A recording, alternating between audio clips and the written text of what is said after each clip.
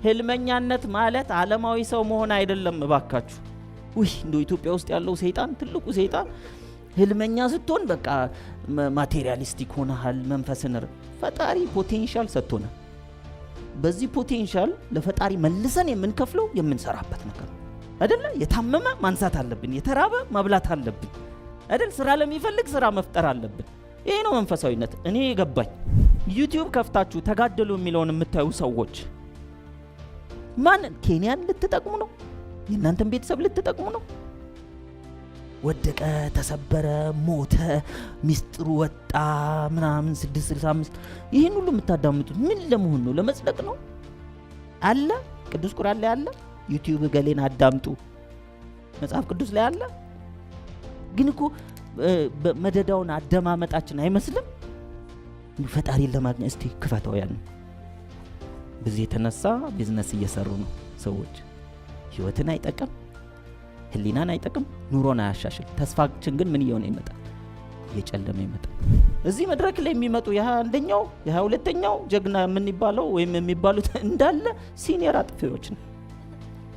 ስለዚህ ትውልድ ይዳን በእኛ ይብቃ እኮ ነው የምንነግራችሁ። ብዙ መውደቅ ነው አይደለ ውጤታማ የሚያደርገው።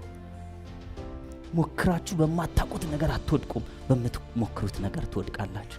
ስለዚህ እስከዛሬ ወደቃችሁት ስለሞክራችሁ ብቻ። ከውጭ ሆነ ዋናው ችግሩ ይላሉ። ኧረ እባካችሁ እኛ ውስጥ ነን።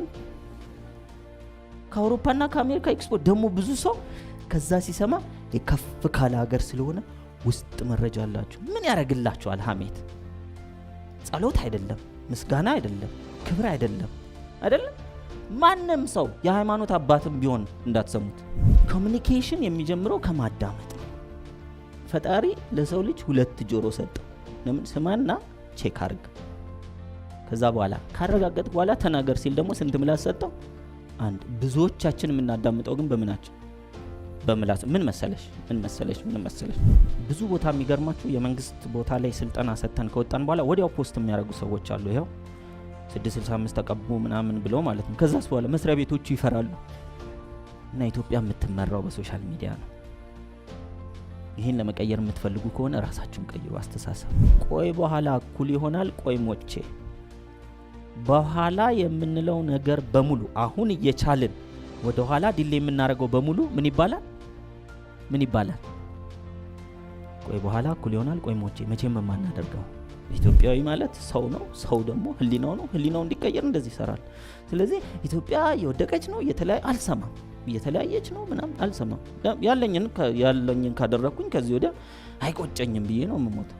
ውጤቱ ምንም ይሁን እኔ ያየሁትን ኢትዮጵያ ቁጥር 1 ሀገር ኢትዮጵያ $1 ከ1 ብር ጋር እኩል ይሆናል። አዎ አሁን ለምን ታዲያ ጨመረ? ሊነጋ ሲል ስለሚጨልም መጀመሪያ ይጨልማል። ኢትዮጵያ ውስጥማ ትልቅ ቱግታ ያለው ምንድነው? የለውጥ ነገር አምጡ። የሰይጣን አንዱ እንግዲህ ሰዎች የሚያሙት የፐርሰናል ዴቨሎፕመንት ነው አይደል? እነሱም እንግዲህ ለውጥ አመጡ ይባላል። አንዳንድ ሰው ምን ይላል ነው ያለውን ይበላ። ሰው የሰው ስራ እኮ ማለት ነው። ፈጣሪ ምን ይላል? ይሄን ስራ ሲሰራ ፈጣሪ ምን ይላል? ይቀበለዋል? ግጥም አድርጋችሁ ስሩ። ማንም አይቀበላችሁ። ከካሜራማናችን ጋር አጭር ነገር እየተወያየን ነበር። ይጠቅማችኋል ብዬ ነው። እና ብዙ ሰው ነው አንተ ስትመጣ የሚመጣው አለና ሃይስኩልና ኤሌመንተሪ ያሉ ጓደኞቼን ብትጠራቸው ግን ይሄኛው ነጻነት ዘነበ አይደለም ሌላ ውጦ ነው እንጂ በጭራሽ እሱ እንዲህ ሊናገር አይችልም ይሉ ነበረ። ትራንስፎርም ያደረገኝ ግን ሁሉ ጊዜ የህይወት አላማዬን ካወቅኩ በኋላ በፐርሰናል ዴቨሎፕመንት ማታ እንደ ሞኝ ከመተኛቴ በፊት ብዙ ሰዎች ተሰብስበው ቆሜ ስቴዲየም ውስጥ አዳራሽ ውስጥ ኢትዮጵያ፣ አሜሪካ፣ አውሮፓ፣ ኤሽያ ቆሜ ሳሰለጥን ሰዎች ራሳቸውን ሲነቀንቁና ፈገግ ሲሉ በቤተሰባቸው፣ በኪሳቸው፣ በጤናቸው፣ በማህበራዊ ህይወታቸው ሲለወጡ ደስ እያለኝ እንደዛ ነው የምተኛው። እንዴት እንደምቀየር አላውቅም። ቢያንስ ግን ለጭንቅላቴ ይሄን እያረኩ በዛይ ሰዓት ፈገግ ብዬ ተኛለሁ የሆነ ይመስለኛል። እና ሞኝ ነው የሚቀየረው። ባይዘው ይብልጥማ ሶሻል ሚዲያ ላይ ፖስት ነው የሚያደርገው። ስለዚህ አሁን እዚህ ሞኝነት ነው የማስተምራችሁ። በብልጥነት ሞክረን ካልሳካ በሞኝነት ሞክራለን፣ ካልሆነ ደግሞ እንተዋለን አይደል? ስለዚህ ሞኞች ለመሆን ዝግጁ እንድትሆኑ ነው የምፈልገው። ስለዚህ አሁን በጣም ደስተኛ ስትሆኑ ምናምን እኔ የምታስቡትን ነጻነት ዘነበን አላየው። አንድ ተራ ምስኪን ሰው መሆኔን አውቃለሁ። ተራ ህይወት ነው የምኖረው። ተራ ማለት መጥፎ አይደለም፣ የወደቀ አይደለም። ተራ ማለት ምንም የምቆልለው ነጻነት ዘነበ የለኝም። ከልብሴ ጋር ወይንም ደግሞ ካሉኝ ነገሮች ጋር ወይም ሰዎች ከሚስሉት ጋር ወይም ሂፕኖቴራፒስት ሰዎች ይላሉ እና አንዳንድ ሰው ዶክተር ይለኛል። አይደለው እንትኑ ሲሰጣችሁ ደስ ይላል። የያዛት እንዴችን ነገር አይደለው። ዲፕሎማ ነው ያለኝ፣ ዲፕሎማ ነው።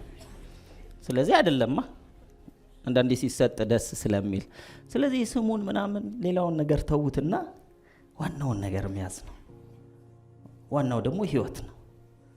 ዋናው መተንፈስ ነው። ዋናው መኖር ነው። ዋናው ተስፋ ነው። ዋናው ከፈጣሪ ጋር ኮኔክትድ መሆን ነው። እና ዴቭ ሲነግረኝ ይህንን ርዕስ የመረጥኩበት ኮሚኒኬሽን የሚባለው ቶሎ ኮሚኒኬሽን ሲባል ሰው ወደ ውጭ ነው የሚሆን እንጂ ወደ ውስጥ አይ። ስለዚህ ኮሚኒኬሽን ከማን ጋር ነው? ከራስ ጋር።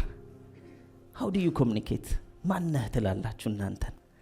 ማንኝ ትላላችሁ? ለሰው አይደለም፣ ለራስ። ጸጥ ባለበት ሰዓት፣ ሰው በሌለበት ሰዓት፣ ማንም በማይሰማችሁ ሰዓት፣ በወደቃችሁ ሰዓት፣ ባጣችሁ በነጣችሁ ሰዓት፣ የምትናገሩት ነገር ሁሉ ምንም ውጤት ባላመጣ ሰዓት፣ ፍሬ ባላፈራችሁ ሰዓት ማንኝ ትላላችሁ? የሱን ቪዲዮ ሳይ የቦብ ፕሮክተር ይላል ራሱን ወደዋለሁ። እኔ ራሴን መውደድ እኮ በሰው ፊት አይደለም፣ ከልብ ውድድ ባይዘወይ። ለምሳሌ እኔ አሁን ከመወለዴ በፊት ትዝ ይለኛል፣ አስቤ አልተወለድኩ። ትዝ ይላችኋል አይደል? አስቤ ፈልጌ መርጬ ይሄ ይሁን ብዬ አልተወለድኩም አይደል? ተሰጥቶኝ ነው። ስጦታ አይደል?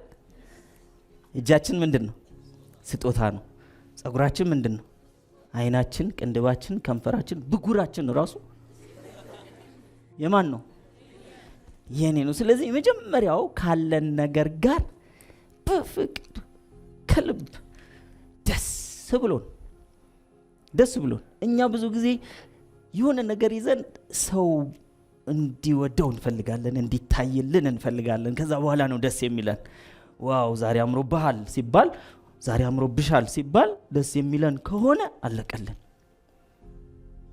ባይዘው የለበስነው እንዳለ የፈለገ ከኦሪጂናል ቦታ ብትገዙ እኮ ሰከንድ አንድ ነው አይደል? ከዚህ በፊት ተነጋግረናል። የጥጥ ከሆነ ጥጡም እንደዚህ አልኮራም አይደል? ጥጡ ተኩሉን ብትጠይቁት እኛ እኮ ዝም ብለን ያበብነው ነው የሚላቸው። አበብን አፈራን፣ እናንተ ወሰዳችሁት። ከዛ በበፌቃ ውስጥ አስቀምጡ ስትፈልጉ። የክት ልብስ ቢሉት፣ ከሰው ጋር መቀላቀያ በሉት። ያኔ ግን አበባው ግን ዝም ብሎ ደጅ ላይ ነበር። ሱፍም የለበሳችሁ ካላችሁ በጉም እንደዚህ አልኮራም አይደል? መሬት ላይ ነበር የሚንደባለልበት። አሁን ጭቃ አስነካኝ እንደምትሉትን ማለት ነው። ስለዚህ ኢማጂን እንድታደርጉ የምፈልጉላችሁ ራቁታችንን ሆነን በዛ ውስጥ ነው ክብር ያለው። ከለበስን በኋላ እንደው ለመከለያ ነው አይደል? ቢሆን ጋር ኢማጂን አሁን እኔም ራቁቴን ቆሜ እናንተም ቁጭ ብላችሁ ቢሆን ትሬኒንጉ ይገባን ነበር።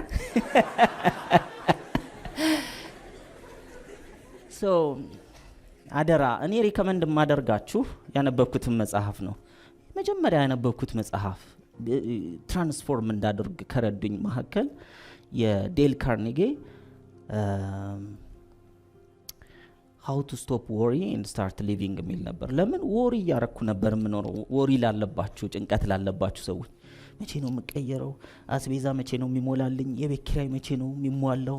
ማለት በቃ ስለ ገንዘብ ብቻ እያሰብኩ መኖር። እንደው ባልኖር ይሻል ነበርኩ። ባይዘው ልክ ሳልኖር ስቀር ምን የለም? የቤት ኪራይ የለም፣ አያስከፍሉም። እዛ ብንሄድ ይሻላል አላልኩ? እዚህ መኖር ምርጥ ነው በጣም።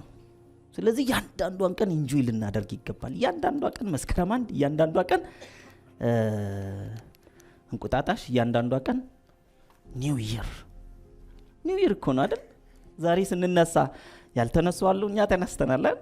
አዲስ ዘመን ተሰጥቶ ብዙ ሰው የሚነሳው ከትላንትና ስህተቱ ጋር ነው አይደል? የትላንትና ጥፋት፣ የትላንትና ጉድለት፣ የትላንትና ማነስ፣ የትላንትና ማጣትን ይዞ ስለሚመጣ አዲስ ቀን አይነሳም። አሮጌውን ነው። ጭንቅላታችን ትላንትና ይነቃል፣ እኛ ዛሬ እንነቃለን። በቃ ተለያይተናል፣ ተበጣጥሰናል። ስለዚህ እንደው ዛሬ እድሉን ባገኝ በእያንዳንዳችሁ ጋር እየመጣሁ የእንትን ምንድነው የጎማ ማዶሻ አለ አይደል? የጎማ ማዶሻ እንደዚህ እዚህ ጋር ሰለብረም ላይ ሲመታ ሚሞሪ ሉዝ የሚያስደርግ ማለት ነው። ሁላችን ጓ ከዛ ዲሊት ነገስት ነቁ ስም አታውቁ፣ ጾታ አታውቁ፣ ሀገር አታውቁ፣ ብላችሁ ፊደል ብትማሩ እንዴት ምርጥ። አብዛኛው እስቲ እንዲህ ቢሆንልህ ቢባል እኔ ና ድዝ አርገኝ። ብዙዎቻችን ዲሊት። ይሄ መምቻው እኮ ውሳኔ ነው፣ ዲሲሽን። እስከ ዛሬ ድረስ አጥፍተናል አይደል? ያጠፋነው ነገር አለ በየግላችን የምናውቀው። ይቅር ብያለሁ በሉት ለራሳችሁ። ፈጣሪ እኮ ይቅርታ ለማለት ራሱ እየፈለገ እኛ ለራሳችን ስለማንል ቤት በኩል ይስጠን ይቅርታውን። ስለዚህ አይዟችሁ እናጠፋለን። እዚህ መድረክ ላይ የሚመጡ የ21ኛው የ22ኛው ጀግና የምንባለው ወይም የሚባሉት እንዳለ ሲኒየር አጥፊዎች ነው። ስለዚህ ትውልድ ይዳን በእኛ ይብቃ እኮ ነው የምንነግራችሁ። ብዙ መውደቅ ነው አይደለ ውጤታማ የሚያደርገው። ቦክስ ብዙ ጉንጩ የተደበደበ ሰው የኔ ነው ወይንስ የማይክ ታይሰን ነው? የማን ነው? አንድ ነው አይደል መልሳችን? ማይክ ታይሰን የደደብ አይደል? ይቀጠቅጥልኛል። ለምን? ከኔና ከሱ ማን ይሻላል ማለት ነው። በጉንጭ እኔ እበልጣለሁ፣ በቦክስ እሱ ይበልጣል። ለምን? ሞክሬ ስለማላውቅ። ሞክራችሁ በማታውቁት ነገር አትወድቁም፣ በምትሞክሩት ነገር ትወድቃላችሁ። ስለዚህ እስከዛሬ ወደቃችሁት ስለሞክራችሁ ብቻ ነው። ስለዚህ ይቅርታ አድርጉለት መውደቃችሁ። ከሰው ጋር ስህተት ሰርታችኋል፣ አብሮ ለመኖር ስለሞከራችሁ ነው። በንግድ ስህተት ሰርታችኋል፣ ለመነገድ ስለሞከራችሁ። በትምህርት ስህተት ሰርታችኋል፣ ስህተት የሰራችሁት ስለሞከራችሁ። በቤት ስህተት ሰርታችኋል፣ ከቤተሰብ ጋር ለመኖር ስለሞከራችሁ። ዲሊት አድርጉት። አለበለዚያ ከኔና ከናንተ የሞተ ሰው ይሻላል። ለምን? ቢያንስ አይሸከምም። ያለፈን ነገር እንዴት ወደ ዛሬ እንሸከማለን? ስለዚህ ምን ማድረግ አለብን? መጣል አለብን። ዛሬ ለመጣል ዝግጁ ናችሁ? እንደዚህ በሉልኝ። እንደዚህ እንደዚህ ይሻላል መሰለኝ። እንደዚህ በሉልኝ። እንትናችሁ እንዳለ እዚህ ላይ አስቡት። ስህተቴን፣ ጥፋቴን፣ እስከዛሬ ወደቅኩትን፣ ማጣቴን፣ ጉድለቴን፣ ችግሮቼን እንዳለ እዚህ ላይ አድርጉና ኢማጂን ማድረግ ትችላላችኋል። ኢማጂን እዚህ ሙልት ታድርጎ እንደው ይሄ እንደ ዳምፔል ሲከብዳችሁ ኢማጂን አድርጉ። ሲከብድ ያ የምታውቁት ስህተት፣ ችግር ምናምን አንተን ዝቅ የሚያደርግ ነገር በሙሉ ከዛ ትቻለሁ በሉት። እርግፍ ወደ መሬት ወይ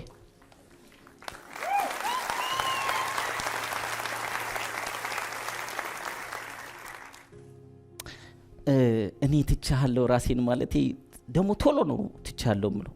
አስቸኳይ ነው። ለምን? ራሴን ስለምወደው። ራስ መውደድና ራስ ወዳድነት ይለያያል አይደል? ራስ ወዳዶች ለመታየት ነው የሚሞክሩት። ራሱን የሚወድ ግን መታየትም አለመታየትም ብዙም ግድ አይለውም። የራሱን ህይወት ይኖራል ነው።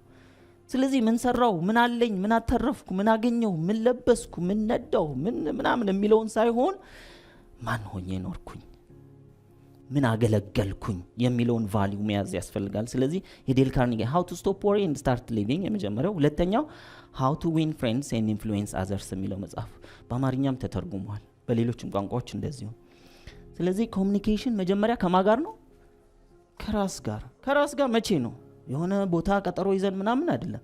በእያንዳንዷ ሰከንድ በጭንቅላታችን ውስጥ የሚመላለሰው ሐሳብ የኔና የናንተ ኮሙኒኬሽን። የማይረባ ሐሳብ ተመላልሶ የሚረባ ውጤት በህይወታችን ማግኘት አንችልም። የሚረባ ኮሙኒኬሽን ማግኘት አንችልም። የሚረባ ሰው ማግኘት አንችልም። እኔ የማይረባ ሐሳብ በጭንቅላቴ ውስጥ የነበረኝ መናገር አልችልም፣ ሰዎችን ፈራለሁ፣ ሰዎችን ማስከፋት አልፈልግም፣ እኔ ሰው ፊት መቆም አልፈልግም የሚል ፍርሃት የነበረብኝ ሰው በየቀኑ በመናቤ ይሄን በማየት ከዛ የ21ኛው ክፍለ ዘመን ጀግና ምናምን ሲባል ሆነስትሊ በልቤ ማስበው አያቁኝ እኮ እኔና እኔ እናውቃለን አይደል ምን ያክል ፍርሃት እንዳለብኝ። አሁን አክቹአሊ አልፈራም። ይሄ መድረክ ከመውጣቴ በፊት ሰዎች ፈራለሁ ምናምን ይላል። ለኔ መድረክ አይደለም። አሁን አይኔን ጨፍኜ ይሁን ገልጬ ይሁን አላውቀው፣ ዴይሊ ልምምዴ ነው። ሰዎች ደስ ሲላቸው ሲለወጡ፣ እንዴ ሰው ሲለወጥ ከማየት በላይ ምን የሚያስደስት ነገር አለ? በዚህ ምድር ላይ አንዳንድ ፊልም አይታችኋል? አንድ ሰው ብቻ በምድር ላይ ቀርቶ፣ አንድ ፊልም በቅርብ የተቀነጨበ አይቼ በምድር ላይ እሱ ብቻ ቀረና ሲደብረው ሱፐርማርኬት ሄዶ ሁሉንም ነገር ይዞ ይመጣል። ቤት ማጽዳት አያስፈልግም። ለምን ሰው የለማ ማን ይመጣል? ከኔ ማጅን ማንንም ባይመጣ ምን ለምን ታጸደዋል? ከዛስ በልቶ እዛው ነው የሚጥለው እና ይሄ ቤት ሲቆሽሽ ቤት ይቀይራል፣ ሌላ ቤት አያጸዳው። እና መኪና ሁሉም ዓለም ላይ ያለው መኪና ሁሉ እናንተ ነው። ከዛ ምን ያደርጋል? ዳገት ላይ እየወሰደ እየለቀቃቸው ሲጋጩ ምናምን ወደታች ያለ አልቅማ መኪና። አይ ኑሮ አንኖርም እኮ ሰው ባይኖር። ኮሚኒኬሽን አስፈላጊ ነው አይደለም? ኮሚኒኬት ዊዝ ዮርሰልፍ። ከዛስ ከድሪማችሁ ጋር በየቀኑ ኮሚኒኬት አድርጉ ከህልማችሁ ጋር። ህልመኛነት ማለት ዓለማዊ ሰው መሆን አይደለም እባካችሁ። እንደው ኢትዮጵያ ውስጥ ያለው ሰይጣን ትልቁ ሰይጣን ህልመኛ ስትሆን በቃ ማቴሪያሊስቲክ ሆነሃል። መንፈስን ፈጣሪ ፖቴንሻል ሰጥቶናል። በዚህ ፖቴንሻል ለፈጣሪ መልሰን የምንከፍለው የምንሰራበት ነገር ነው አይደል? የታመመ ማንሳት አለብን፣ የተራበ ማብላት አለብን አይደል? ስራ ለሚፈልግ ስራ መፍጠር አለብን። ይሄ ነው መንፈሳዊነት። እኔ ገባኝ። ይሄን ነው የምኖረው። ሰላም አለኝ በዚህ ውስጥ ነው። ለፈጣሪ እያገለገልኩ ነው። እሱ ለሰራቸው ለአንዱ ለሁለቱ ለሶስቱ እኔ እንትን ምግብ ማቀርብ ከሆነ የሆነ ቦታ ሄጄ አስተናጋጅ ከሆንኩኝ ማስተናግደው ፈጣሪ ብዬ ካሰብኩ ምን ያክል ትሁት እንደመሆን አስቡ። መንገድ ላይ ከሰዎች ጋር ሳወራ ከአዲስ ሰው ጋር ፈጣሪ እየሰማ ነው። ስለዚህ በሱ ክብር ልክ ላውራው ካለን ኮሚኒኬሽን ጥሩ ሆነ አልሆነ። ይሄ እንግዲህ በየቀኑ መወሰን ይጠይቃል። ስለዚህ ከራሳችን ጋር ከህልማችንም ጋር በየቀኑ እንገናኝ። ስለማደግ ስለመለወጥ ማለት በነገራችን ላይ ብናድግ ብንለወጥ ሆዲያው ነው አንድ ነው አይደል? አንድ ነው። ጥራት ያለው ነገር ልናስገባበት የማይረባ ልናስገባበት እንችላለን። ነገር ግን ለራሳችን ክብር ልንሰጥ ይገባል። ይሄም እኮ የፈጣሪ ነው አይደል? እና ፊውል ያስፈልገዋል አለ ፈጣሪ። ምግቦቹን አዘጋጀ በምድር ላይ። እሱን ሰርቶ መብላት ይቻላል። ቆሎም መብላት ይቻላል። ፓስታ አርጎ መብላትም ይቻላል። ላዛኛም ማድረግ ይቻላል። እያለ ብፌም ማድረግ ይቻላል። አንድ አይነት መብላት ይቻላል አይደል? ሰው ለምግብ ብሎ አይኖርም። ምግብ ግን ያስፈልገዋል። ንጹህ ምግብ፣ ቆንጆ ምግብ ያስፈልገዋል። ስለዚህ ከራሳችሁ ጋር ኮሚኒኬት ስታደርጉ የፈጣሪን አደራ ነው ይሄ የተሰጠን። ህሊና ውስጥ ያለውም ሐሳብ አይዲያ አላችኋል። ህልም በነገራችን ላይ በህልም እኮ እንጠየቃለን። ማን ሰጠን? ጭንቅላቱን የሰጠን ህልሙንም ሰጥቶናል። ህሊና ውስጥ ህልምን አለመስራት አልችልም ብሎ ማስቀረት ማለት መክሊትን ቀብሮ መመለስ ነው። ስለዚህ ከራሳችሁ ጋር ኮሚኒኬት ስታደርጉ ይህንን የፈጣሪ አደራ እንዴት አባት ያርጌ ልወጣው በሉ። እንደውም ቀይሩት፣ ህልም የሚለው የፈጣሪ አደራ በሉት። ነው አይደል? እያስመሰልኩ ነው እንዴ? ህሊና ውስጥ መልካም ነገር ሊያስቀምጥ የሚችለው ፈጣሪ ነው፣ የሰራን እሱ ስለሆነ። ስለዚህ ኮሚኒኬት ስታደርጉ ከራሳችሁ ጋር በዚህ አይነት ይሁት። ወጣችሁ ስትሰሩ ሌላው እኮ ጭራ ነው። ቤቱ፣ መኪናው፣ ክብሩ፣ ቫኬሽኑ፣ መዝናናቱ ምናምን እኮ አይቀርም። ግን ሁል ጊዜ የምትፈልጉትን ነገር በህሊናችሁ። እኔ በእግሬ እየሄድኩ ነው መኪናዬን ስነዳ ማየው። እኔ ቫኬሽን አይደለም ደብረ ዘይት ደርሶ መልስ ትልቅ ጉዳይ ሄድኩ እኮ ብዬ 2 ዓመት ሙሉ ነው የሚወራው አይደል? አብዛኛው ሰው እኮ የሚሄደው ቢሾፍቱ ነው። እዛ ሄዶ ተዝናንቶ የመጣው which is good። አንድ የመዝናኛ ልምምድ እናደርግበታል። አሁን እኮ አቅምም ከሌለ አይኬድም አይደል? እኔ በእኔ እድሜ ድሮ ማቀው ማንም አይከፈልም ነበር። ትሄዳላችሁ ሆራ አብራችሁ አንጥፋችሁ ቁጭ ብላችሁ ቤት ያፈራውን እዛው ጋር ሳሩ ላይ በልታችሁ መመለስ ነበር። እንዲህ ነበር መዝናኛ። አሁን ውሃ ዙሪያ እንዳለ ካልከፈልክ አትገባም አይደል? ሎጅ ነው። ስለዚህ አቅም መገንባት ያስፈልጋል ያስፈልግ በጣም ለራስም ለቤተሰብም ለአካባቢም። ለሎጁስ ባለቤት ቢሆን ማን ይግባለት? ያለው እኮ ነው የሚገባው አይደል? የእሱ ድሪም እንዲሳካ እኮ አንተ ማሳካት አለብህ። ስለዚህ ቫኬሽንም ከሆነ ቫኬሽናችሁን ቪዥዋላይዝ ማድረግ ያስፈልጋል። ገንዘቡን ሳገኝ አስበዋላት። ገንዘቡን ስታገኝ ሀሳቡ አይመጣም። ስታስብ ነው ገንዘቡ የሚመጣው። ለምን? ለሚያስቡ ሰዎች ነው የሚመጣው። እሱ እንደ ሞኝ ኤቭሪዴ ዛሬም ቪዥዋላይዝ አደርጋለሁ። አሁን የንገልጭ ያረኩ አይደል? ነገ ደግሞ እንዳይጠፋብኝ ቪዥዋላይዝ አደርጋለሁ። ሌላ ቦታ ላይ እያሰለጠንን ኮሚኒኬት ስታደርጉ መጀመሪያ ከራሳችሁ ጋር የምትፈልጉት ነው። ቅድም እየወጡ ህልማቸውን ሲናገሩ ሰው ይገባው ይሆን?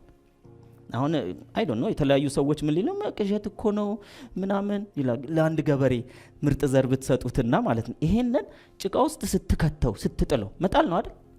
ስትጥለው ነገ ተባስቶ ይመጣል የሚለው ለብልጦች ብትነግሩት ኧረ እባክህ ቆሎ አድርጎ መብላት ነው እንጂ ብለው ቆርጠም። አብዛኛው ሰው ኑሮውን እንደ ቆሎ ነው የሚበላው። ገበሬ ግን እየራበውም ምርጥ ዘሩን ይበላል አይበላም? ለሚቀጥለው ዓመት ብሎ እኮ ይራባል። ከዘርም አይነካም። ዘራችሁን አትንኩ። ዘራችሁ ህልማችሁ ነው። ህልማችሁን አጠንክራችሁ ያዙት። ፈተና ይኖራል። ደግሞ ህልም ባይኖራችሁ ራሱ ኑሮ ፈተና አይደል? ህልም ስትይዙ ፈተናው ይጨምራል። እናንተስ በቃ አንገቱን የሚያዝ ነው። ፈተና እንደሆነ የትም አይቀርልንም። ብትለቀኝ አይሻለም በሉት። በእውነት እኔ ብትለቀኝ ይሻል። ለምን እኔ አለቀህ ስሞት ነው የምለቅ። ባይዘወይ ብሎ እኮ ኧረ ይሄ አይለቀንም ብሎ ፈተና ይሄዳል። ኦነስትሊ እኔ የመጀመሪያው ፈተና ገንዘብ ነበር። ከዛ ምንም ነገር ይሁን ከወንጀልና ከኃጢአት በስተቀር ሰርቼ ሰዎችን እያገለገልኩ እቀየራለሁ። የሰዎችን ህይወት በአዎንታዊ መልኩ መቀየር የሚል ቪዥን አለቀ። ዓለም ባይሰማኝ አልሰማም። እኔ ኮሚኒኬት ዊዝ ዮርሰልፍ፣ ከህልማችሁ ጋር ኮሚኒኬት አድርጉ። ቴክኒካል ነገር ኮሚኒኬሽን ተብሎ አዳምጥ ምናምን፣ ስትናገር በትህትና ተናገር ምናምን፣ እሱ ሜካኒካል ነው አይደለ?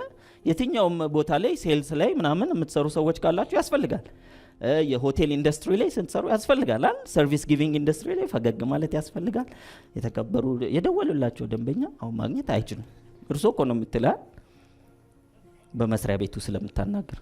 ጎረቤትህ እኮ ነች ሴትዮ። ስማ እስኪ ና ነው አይደል የምትል።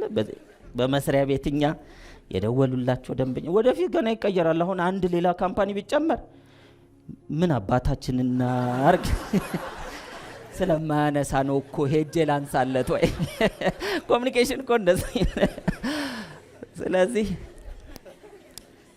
ኮሚኒኬሽንን እንደው እንደ ፓወርፉል ነገር ካላያችሁት እጅግ በጣም ወሳኝ። በቤት ውስጥ ሰላም ከፈለጋችሁ ኮሚኒኬሽን፣ በመስሪያ ቤት ውስጥ ስኬት ከፈለጋችሁ ኮሚኒኬሽን፣ መሸጥ ከፈለጋችሁ ምንድነው ኮሚኒኬሽን። የማይችል ሰው የለም። እያንዳንዳችን ምርጥ ኮሚኒኬተር ነን። ወደዚህ ምድር ስንመጣ ፈተናው ገብቶን ሁሉም ምን ብሎ ነው የጀመረው? እሪ ብለን ኢንፎርሜሽን ሰተን እኮ ነው የጀመርነው። ዝም ካልነስ ይተውናል እንዴ? ተጠፍጥፎ መጀመሪያ ሰው ኧረ ይሄ ልጅ አልጮህም አልመጣም መሰለኝ ተብሎ ተቀጥቅጠን፣ ከዛ ከዱላውም ሊሆን ይችላል ወይም ገብቶን ስንጮህ መጥቷል ማለት ነው። ኮሚኒኬተርስ ነን። ህፃናት ምርጥ ኮሚኒኬተሮች ናቸው አይደል? እስቲ ይራባቸው ምን ያደርጋሉ? ዳይፐር መቀየር ያስፈልጋቸው ምን ያደርጋሉ? እስኪያገኙት ድረስ ምን ያደርጋሉ? ያለቅሳሉ። እነሱ እኮ they are communicating, they are selling፣ እየሸጡ ነው። እና እኔ መሸጥ አልችልም ትላላችሁ ካደጋችሁ በኋላ፣ አንደርስታንድ ካረጋችሁ በኋላ ማለት ነው። ይሄ እኮ ማደግ አይደለም፣ ቁልቁል ከወረድን በኋላ ነው። ስለዚህ መሸጥ የማይችል ሰው የለም። መሸጥ ቻሉ። ምንም ወይ ውስጡ ነው ምን ቻሉ? መሸጥ ቻሉ። ሲቪ አዘጋጅታችሁ ኢንተርቪው ላይ ደካማ ከሆናችሁ ከእናንተ ዝቅ ያለ ውጤት፣ ሲቪው ጥሩ ነው ግን ለስራችን የማይሆን ይመስላል ይሄ ሰው ተብሎ ከእናንተ በታች ያለ ሰው በብቃት ማለት ነው ይመረጣል። ስለዚህ ኮሚኒኬሽን ወሳኝ ነው አይደለም? ፕሮዳክት ካላችሁ እንድትሸጡ የሚያደርገው ኮሚኒኬሽን ነው። ካምፓኒ ልገንባ ብትሉ ምርጥ ኮሚኒኬሽን ከስታፎቻችሁ ጋር መገንባት ያስፈልጋል። ሰፈር ውስጥ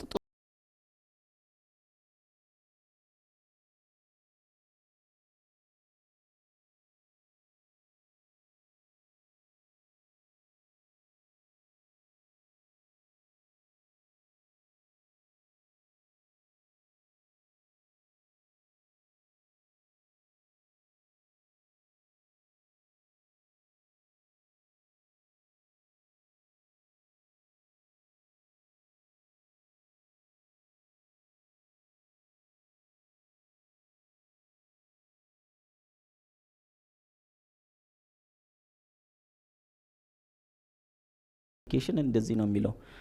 አይ ነገር አጉል ነው እንደ የመጣሁት ስንል ኮሚኒኬሽን ሪሊ ኮሚኒኬት ያደርግን ነው።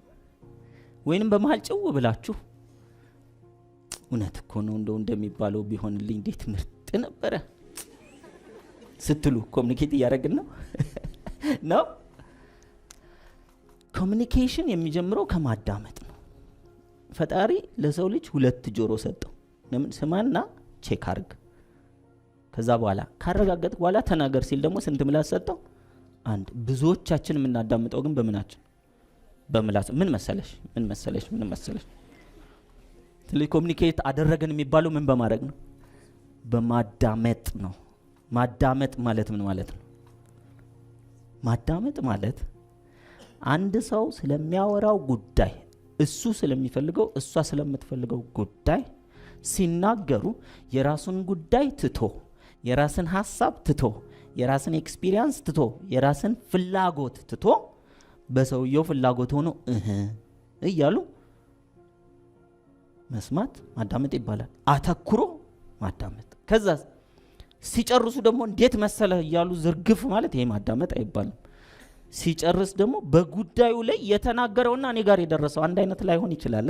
አንዳንድ ጊዜ ካፌ ውስጥ ነው በብዛት እኔ የሚገጥመኝ፣ ወይም ሌላ ቦታም ከገጠማችሁ እንትን አምጣልኝ ትላላችሁ። 4-5 ሆናችሁ ሄዶ የሚበላ እኮ ነው ያመጣል። ቀይ ወጥ ያመጣና ቁጭ ያደርግ። እንዴ ማን አለ እኔ ቅቅል አይደል እንዴ ያልኩት ስትሉ ጓደኞቻችሁ እንዳራ ቀይ ወጥ እኮ ነው ያልኩት እንዴ አላልኩም። ገጥሟችሁ ያውቃል? ለምን መናገርና የደረሰውን ማረጋገጥ ያስፈልግ። ክሮስ ቼክ ካላደረጋችሁ በስተቀር አትቻኮሉ። አለበለዚያ የሰው ህይወት ሁሉ ሊጠፋ ይችላል አይደል? ሆስፒታል ውስጥ ስህተት የሚሰራው በኮሙኒኬሽን እኮ ነው። እውቀት አንሷቸው እኮ አይደለም፣ ኮሙኒኬሽን። 1-2 ጊዜ ልጆችን ሆስፒታል ይዤ እያየናቸው ያስተው እነዚህ ሰዎች እንዳይሳሳቱ እያላችሁ የትኛው ነበር የሱ እዛው እናንተ ፊት ነው። አሁንማ ራሳችሁ ካልመረመራችሁት ይሄ ነገር የኔ ነው ካላላችሁ በስተቀር አያችሁ እንግዲህ ሰዎች ከራሳቸው ጋር ሳይሆኑ ሲቀር የሰው ህይወት ያጠፋሉ። ስለዚህ ኮሙኒኬት ማድረግ ማለት በህይወት ውስጥ በየቀኑ እያደጉ ተጽዕኖ እየፈጠሩ ውጤት እያመጡ መኖር ማለት ነው። ስለዚህ የማዳመጥ ልምምድ አንድ እንድታረጉ ፈልጋለሁ። ከጓደኞቻችን ጋር የዛሬ 18-19 ዓመት እንዲህ አይነት ስልጠና ወሰድንና የማዳመጥ ልምምድ ተብሎ ለ1 ወር ተሰጠንና ምንድነው 2 ሰው መርጦ ከቅርብ ከምናቃቸው ብላችሁ እኮ ማታዳምጡት የመጀመሪያ ቤተሰባችሁን፣ ጓደኞቻችሁ ነው፣ የኔ የምትሏቸውም ሰዎች ነው። ሁሉም ያወራል፣ ማንም አይሰማ እና ግን በቃ አየሩ ነው ሰምቶ የሚሄደው። ብላችሁ ስለዛ ሰዎች ስለናንተ ርዕሱ ሲነሳ መልሳችሁ ምን ማድረግ አንተስ አንቺስ እያላችሁ ቤተሰብ የምትወዷቸውን አዋዋሉን፣ ፍላጎቱን፣ ስሜቱን፣ እቅዱን፣ ፈተናውን፣ ችግሩን ምክር መስጠት አቁሞ ጀጅ ማድረግ አቁሞ ግልጽ ነው። እንዴት መሰለ ማድረግ ያለብህ ይሄውን ያዳመጠ ሰው ነው። ኢጎ ቶሎ ይመጣል። ቁጭ ብዬ እንደማመጥ ብዬ ሳዳምጥ የሆነ ችግር ሲነግረኝ እሱማ እንዴት መሰለ ይሄ ማዳመጥ አይደለም። መፍትሄ ካልጠየቃችሁ በስተቀር አንድ ሰው ለምንድን ነው መፍትሄ የምትሰጡት? የኢትዮጵያ ዋናው ችግር ተብሎ ፖስት የሚደረገው ኢትዮጵያ ውስጥ ነው። ለምን የሚያዳምጥ የለም? ሁሉ ማስተያየት የሚሰጥ ነው። ምን ይዛል ለኢትዮጵያ? ምን ይዛል? እኔ ለኢትዮጵያ ግጥም አድርጌ እየሰራው እንደሆነ ነው የማውቀው። ኢትዮጵያዊ ማለት ሰው ነው። ሰው ደግሞ ህሊናው ነው። ህሊናው እንዲቀየር እንደዚህ ይሰራል። ስለዚህ ኢትዮጵያ የወደቀች ነው አልሰማም፣ እየተለያየች ነው ምናምን አልሰማም። ያለኝን ካደረኩኝ ከዚህ ወዲያ አይቆጨኝም ብዬ ነው የምሞተው። ውጤቱ ምንም ይሁን እኔ ያየሁትን ኢትዮጵያ ቁጥር 1 ሀገር ኢትዮጵያ ቁጥር 1 በምንም ተወዳድራ አይደለም። ባላት ሰላም፣ ባላት ፍቅር፣ ባላት ደስታ። በዚህ ሰዓት ባላት ሰላም። አዎ ሊነጋ ሲል ምን ስለሚሆን ስለሚጨልም $1 ከ1 ብር ጋር እኩል ይሆናል። አዎ አሁን ለምን ታዲያ ጨመረ? ሊነጋ ሲል ስለሚጨልም መጀመሪያ ይጨልማል። ሊመረን ይገባል። ወደ ኋላ መሄድ ሲመረን ብለን 1000 ላይ ሲደርስ ይመስለኛል ኢትዮጵያ የሚነጋው እና ከኋላ ልብልብ ሲያደርገ ነው ወደፊት እንሄዳለን። አሁን ግን ከወሬ ያለፈ አይደለም። ከወሬ ያለፈ አይደለም። አብዛኛው ሰው ጋር ኦፍኮርስ የሚቸገሩ ሰዎች ይኖራል። እየበዛ ሲመጣ ምን ነው ሸዋ ብለን እንነሳለን። ስለዚህ ተቸግሮ መነሳት ይሻላል ወይንስ አልሞ መነሳት? ይሄው ድሪምስ እኮ የተሰጠን ለዚህ ነው። መከራ አለልህ። መለወጥ ከፈለክ አንድ ቀን ሲቀርብህ ትሮጣታለህ። በመከራ እኮ የተለወጡ ሰዎች አሉ። ነፍሱን ይማረውና አንድ አጎቴ ሁል ጊዜ ያጨስ ነበር። ሁል ጊዜ ኮንቲኒየስ ሲተኛ ብቻ ነው እንዴት እንደሆነ ስለማያውቅ ይመስለኛል። ከዛ አንድ ጊዜ ታመመ ሲሪየስሊ። እያንዳንዷ መተንፈስ ፔን ውጋት ሆኖ ጭምር ማለት ነው። ሆስፒታል ማሽን ተገጥሞለት ምናምን ዶክተሩ ምን አለው? ምንም ችግር የለም ከዚህ ወዲያ አንድ አጭስ አትኖራትም አለው። አቆመ። ከዛ ረጅም ዘመን ይኖረው። እንደዛ ከተባለ በኋላ 30 ምናምን ዓመት ነው ይኖረው። ስለዚህ ፔን ካስፈለገም ቶሎ ጥፋትም ከሆነ ለምሳሌ ይሄ ግጭትም ምናምን ጦርነትም ከሆነ ቶሎ ገባ ብሎ ይባላል ቲክቶክ ላይ። ገባ ይመራል አይደል እንዴ? ይመራል እኮ። አጠገብህ ያለውን ሰው ማጣት ምን እንደሆነ ስታውቅ ከዛ በኋላ ለብዙ ሰው አሁን ችግር ይበላው ነው አይደል?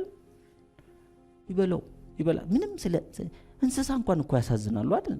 የምንበላው እንስሳ ምንም እንኳን ቺክን ተጠብሳ ስትመጣ ብትጥምም ከዶሮዋ ከመጀመሪያ ጀምሮ እያሳዩም ቢሆን ስጋዋን ብናይ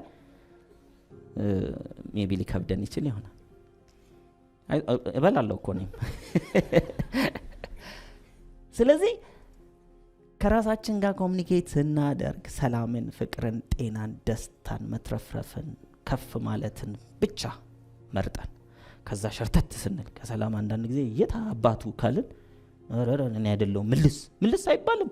ምንድነው እዛ ዝፍዝፍ ማለት የሚመች ነገር አይደለም።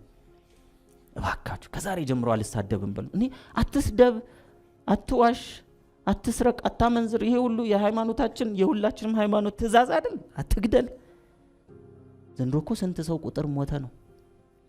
ሰው ቁጥር አይደለም፣ ወንድም ነው፣ እህት ነው፣ እናት ነች፣ አባት ነው፣ አክስት፣ ልጅ፣ ጎረቤት፣ ዶክተር ነው አይደል?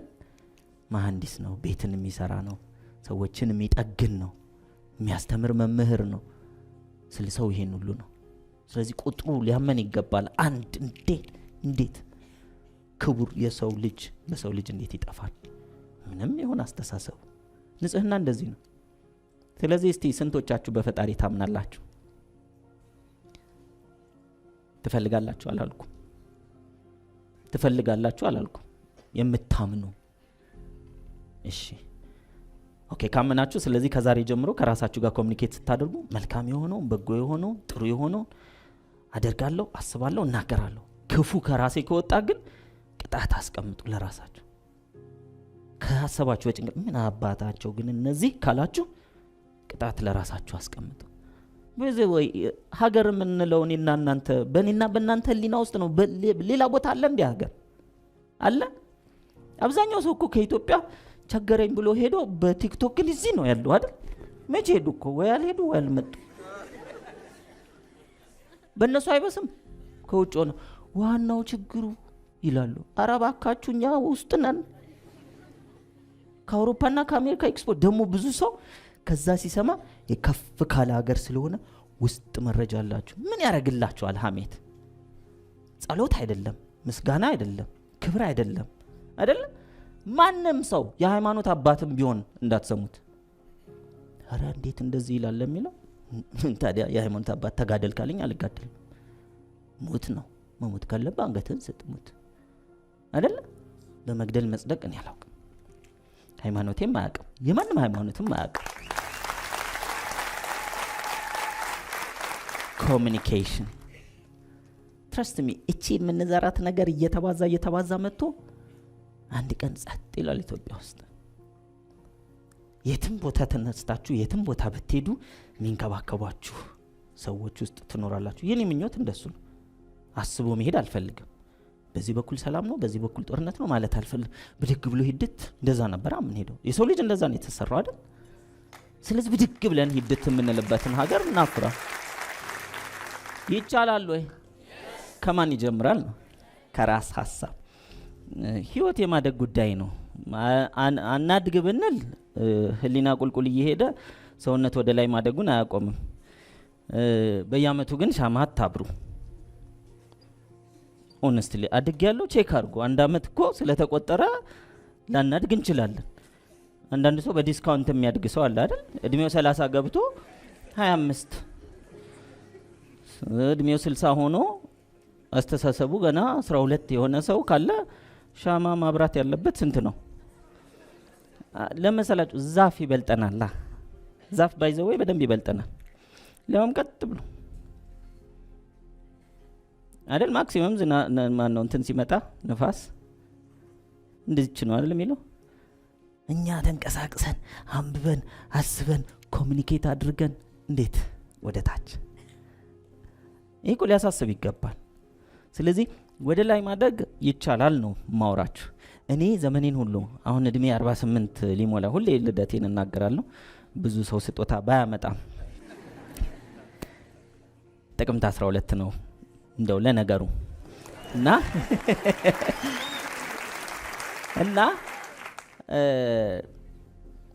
ሁሉ ጊዜ ደስ የሚለኝ ወደ ኋላ የሚቆጨኝ ዘመን የለም። ወደ ኋላ 20ን ሳስበው ደስ ይለኛል። የለፋውበት የሞከርኩበት ለማደግ የዋጣጥኩበት ነው። 30 ስገባ አንድ መርጬ ኔትወርክ ማርኬቲንግ ገጠም ማለት 2 ነገሮች አልላቀቅም ብዬ ያስኩታል። 2 ነገሮች ሚስትና ኔትወርክ ማርኬቲንግ። ባይ ዘ ዌይ በደንብ ከያዛችኋቸው ደግሞ ሁለቱም ያፈራል። ደስ የሚለው ስም ምንድነው የምትይዙት? የማያበላ ስራ የለም። ያዡ ግን የማይበላ ከሆነ ዋጋ የለው። የሚያበላ ስራ ላይ ክተቱት። አንዳንድ ሰው እዛ ይቸገራል።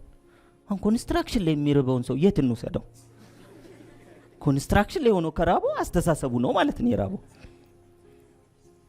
ዘንድሮ ማይሰራ ራሳችን ብቻ እኮ ነን ያልተቆፈር ነው አይደል? እንደ የማይቆፈር ነገር የለም።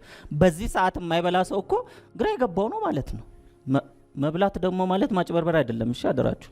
በላብ ንጹህ ገንዘብ መልካም ህሊና ትራስም የሆነው ለራስ አይደል? ሰውን ተው። ሰው ቢያልፍላችሁም ባያልፍላችሁም ማውራቱ አይቀርም። ስለዚህ ገጠም አድርጋችሁ ምንድነው የሚይዘው?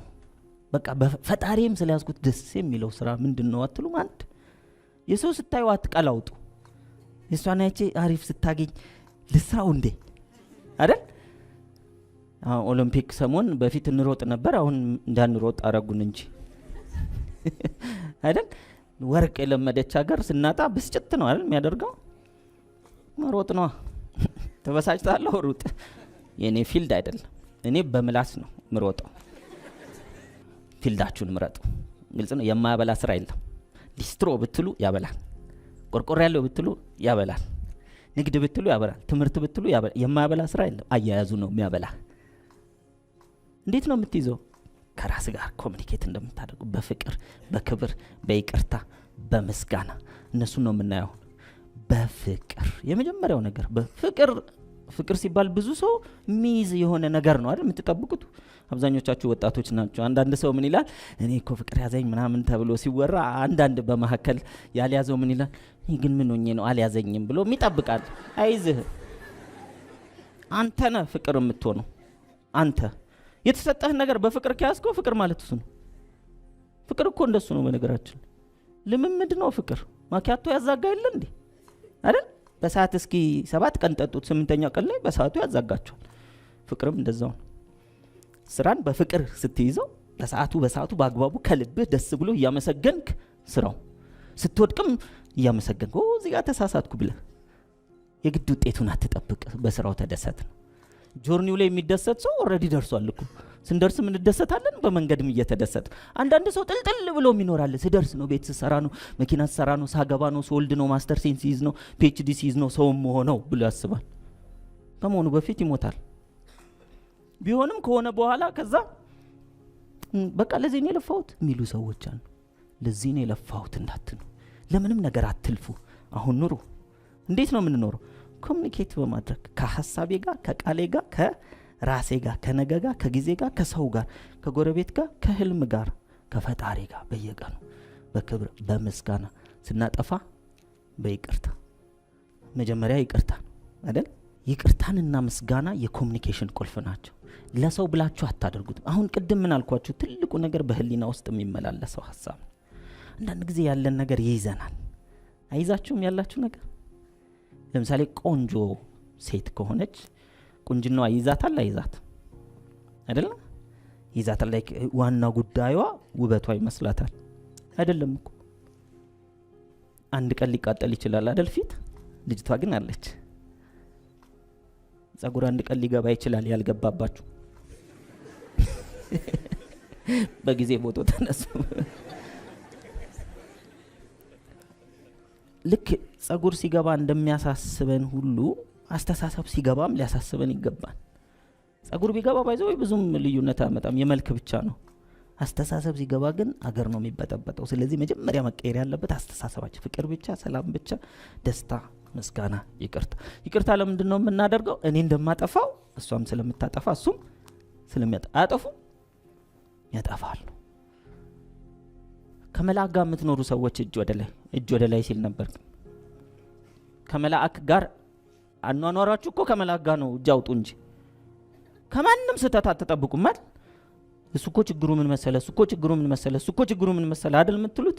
የሰዎችን መልአክ ነው የምትፈልጉት። የለም እኔ እስከማውቀው ድረስ ወንድሜን ለመበደል እንኳን ስነሳ ካረገኝ ነገር አንጻር ይህ ቅጣት ይገባዋል ብዬ ነው እንጂ ሁን ብዬ መበደል አለበት እስቲ የመበደል እና ሳይንስ የሚል ሀውቱ መበደል የሚል መጽሐፍ አንብቤ አልሄድም። ይገባዋል ብለን ነው አይደል?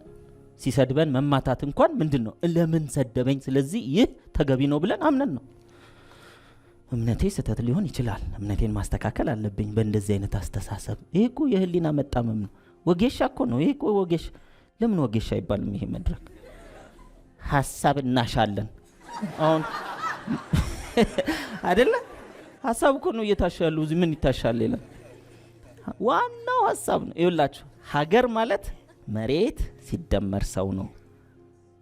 ሰው ማለት አካል ህሊናና መንፈስ ነው። መንፈስ ንጹህ ነው፣ ወይም ደግሞ ነፍሱ ልታጠፋ አትችልም። ህሊናውና ስጋው ግን ተነስተው ተንኮል፣ ክፋት ሊያስቡ ይችላሉ። ውሸት፣ ኃጢአት ሊሰሩ ይችላሉ። ስለዚህ ህሊና ሲጣመም መጀመሪያ አይታይም እኮ ቀስ በቀስ አሁን የኢትዮጵያን ህሊና እንደተጣመመ ገሃድ ወጣ፣ እንደተጣመምን። ስለዚህ መጀመሪያ መስተካከል ያለብን በምንድን ነው? እንደዚህ አይነት ዳዊት ድሪምስ በየከተማው በየቀበሌው ቢኖር ኖሮ እና ሰዎች እንዲ ማሳጅ ቢደረጉ ኖሮ እግር እኮ ቢንጋደድ ይሻላል። እናንተ ሆነስትሊ ባይኖር ይሻላል እግር። ህሊና ከተንጋደደ በቃ መግባት መውጣት እኮ አንችልም። ስለዚህ በእኔ ሐሳብ ኢትዮጵያ ትቀናለች ብላችሁ አስቡ።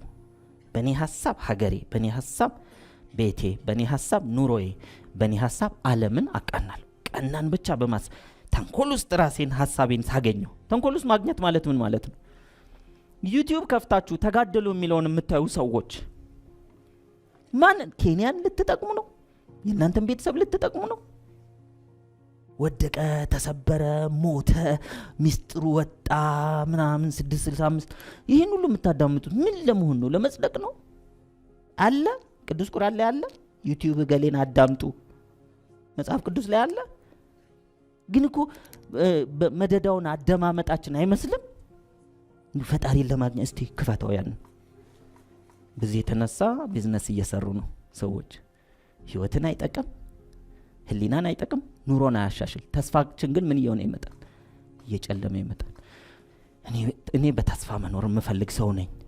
ለምትፈልጉ ሰዎች መልካም የሆነውን ነገር ብቻ ኮሙኒኬት አድርጉ። ይሄ መዋሸት ማለት አይደለም። የወደቀውን ወደቀ፣ የተሰበረውን እናንተ ኢንሹራንስ ናችሁ። ኢንሹራንስ ከሆናችሁ ሁሉ ጊዜ የውድቀት ቦታ መኖር አለባችሁ አይደላችሁም አይደል? ምንድን ናችሁ? እኔ የሰዎችን ህይወት በአወንታዊ መልኩ እንድቀይር አደራ ተሰጥቶኝ በዚህ ምድር ላይ እየኖር ካለው ሰው ነኝ ብዬ ተቀብያለሁ። ከፈጣሪ የተሰጠኝ በቃ በዚህ ጉዳይ ላይ እሰማለሁ፣ ሌላ አልሰማም፣ ዝግጁ አይደለሁም። አንዳንድ ሰው ዜና የሚሰማው ለምንድን ነው?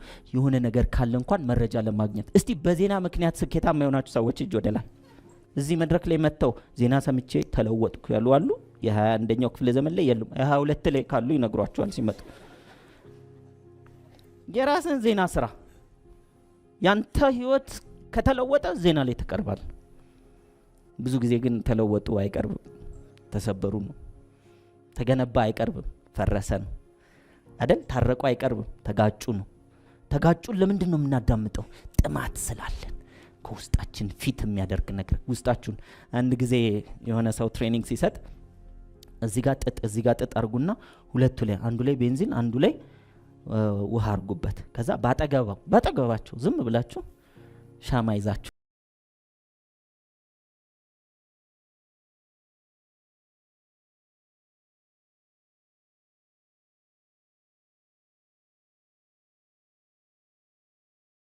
በይበልጥ አብላልታችሁ የምታዩ ሰዎች በውስጣችሁ ኦልሬዲ ግጭቱ አሉ። የፈለጋችሁት ብቻ ፕሩፍ የሚያደርግ ነው የሚነግረኝ ሰው አጣው እንጂ ነው ባትሰሙትም። ሰላምን የሚነግራችሁ ጎሽ ናስቲ እንደዚህ አይነት ነገር መለወጥን ለዚህ ነው ኢትዮጵያ ውስጥማ ትልቅ ቱግታ ያለው ምንድነው? የለውጥ ነገር አምጡ። የሰይጣን ገንዘብ የምታገኙበት ነገር አምጡ። ሐራም ነው። 666 ነው። አንዱ እንግዲህ ሰዎች የሚያሙት የፐርሰናል ዴቨሎፕመንት ነው አይደል? እነሱም እንግዲህ ለውጥ አመጡ ይባላል አይደል? ወጌ ሰው እግር እንኳን አሽቶ እንኳን ሲያስተካክል እኮ ይመሰገናል። እንኳን ህሊና እኮ ሀገር ነው የሚስተካከልበት። የአንድ ሰው እግር ተቀየረም አልተቀየረም ዋጋ የለውም፣ ብዙም ጥቅም የለውም፣ ስጋ ነው። ህሊና ሲቀየር ግን ትውልድ ነው የሚቀየረው። ስለዚህ ሀሜትም ቢኖር ዝግጁ ናችሁ ወይ? ሀሜትም ቢኖር አንዳንድ ሰው ምን ይላል ነው ያለውን ይበላ። ሰው የሰው ስራ እኮ ማለት ነው ፈጣሪ ምን ይላል፣ ይሄን ስራ ስሰራ ፈጣሪ ምን ይላል ይቀበለዋል። ግጥም አድርጋችሁ ስሩ። ማንም አይቀበላችሁ፣ ማንም። እኔ ብዙ የመንግስት መስሪያ ቤቶች ላይ ስልጠና ለመስጠት ይሄዳለሁ በነፃ። ለምን? ለሀገር በነፃ ማገልገል ስላለብኝ።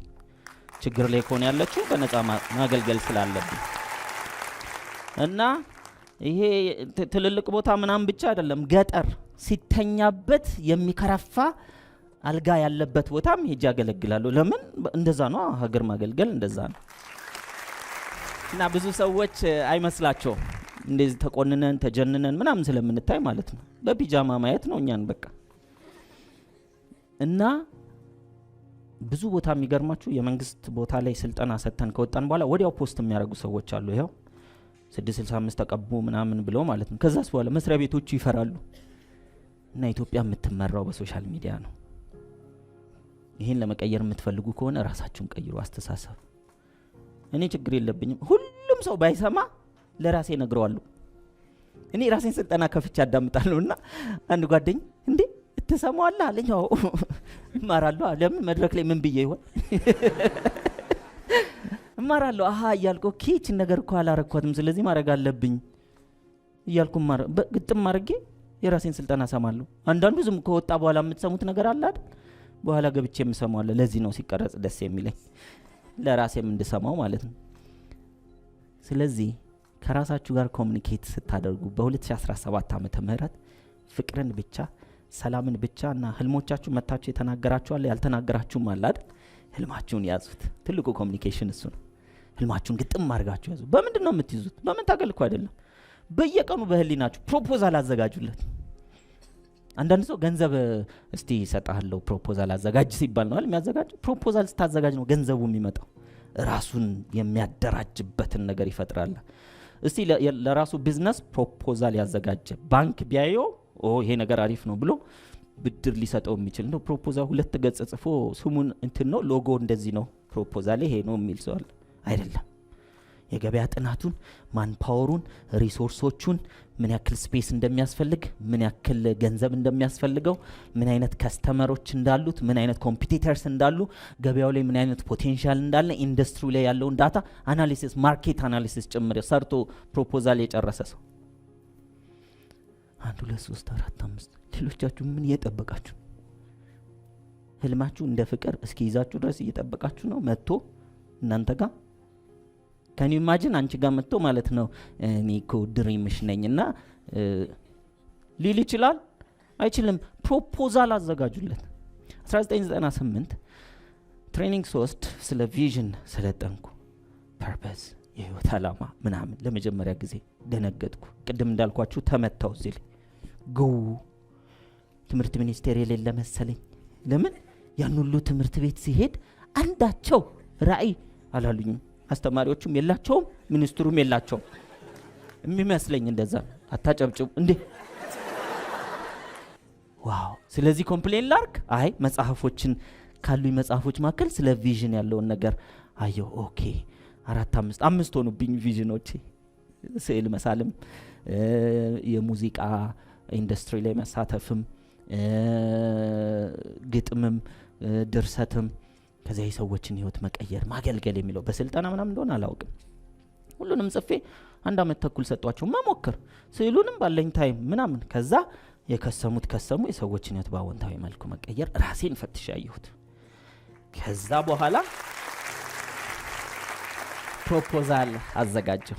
ፕሮፖዛል ፈጣሪ ቢፈቅድ ብኖር እንዲም እንዲያም አረጋለሁ አይደል እንዴ የምትሉት አይደል? ነገ እንገናኝ ኢንሻአላህ አይደል የምትሉት? እንዲ ሰራለሁ ኢንሻአላህ እሱ ቢፈቅድ አረጋለሁ። እሺ ይታል እሱ ቢፈቅድና ብትኖር ምን ትሰራለህ ሲባል እኖራለሁ እንዴ ነው እንዴ የምትሉት? እንደምንኖር አይደል እየኖርን ያለ ነው።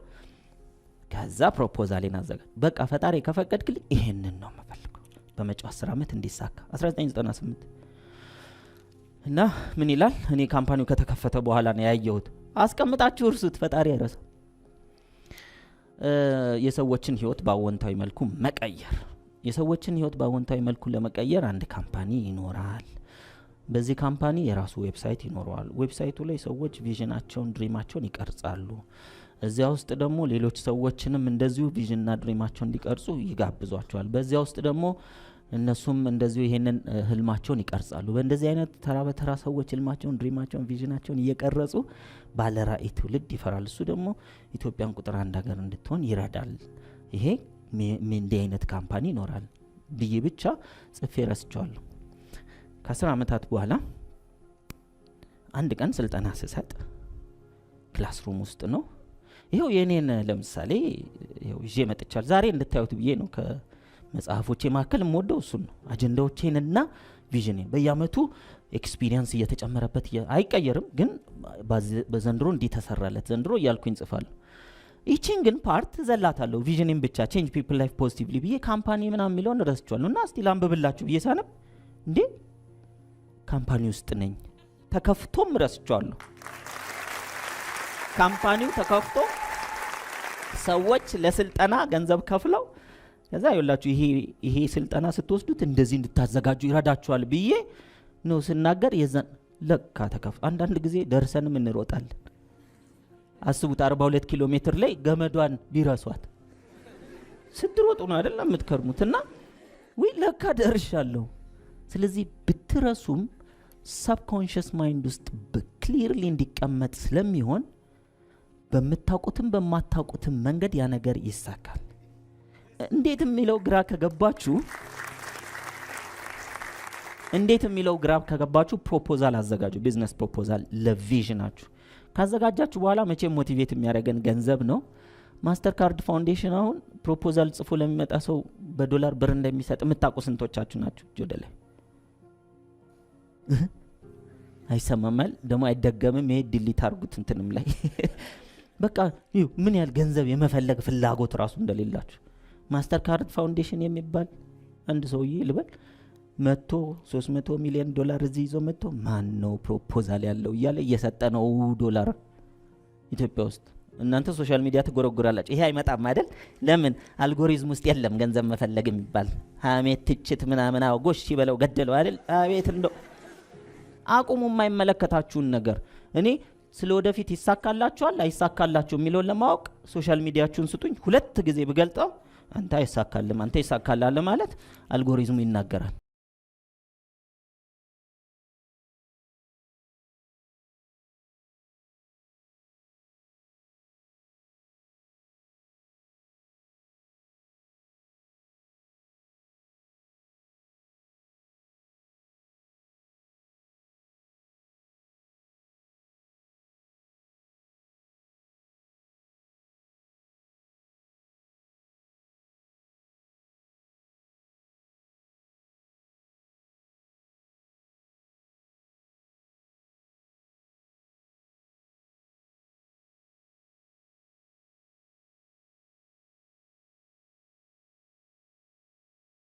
ገጠር ባይዘው ያለ ገጠር የምትሄዱ ሰዎች ካላችሁ አሁንም አለ።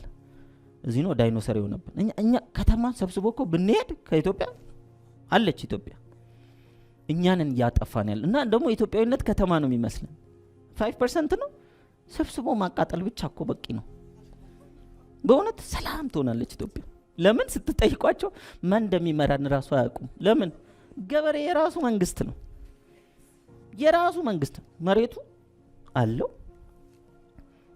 ከዛ ልጆቹ አሉ፣ ከብቶቹ አሉ፣ ማኒፋክቸሪንግ ካምፓኒው አለ፣ አግሪካልቸር ሚኒስቴር ነው የምትሉት አለ።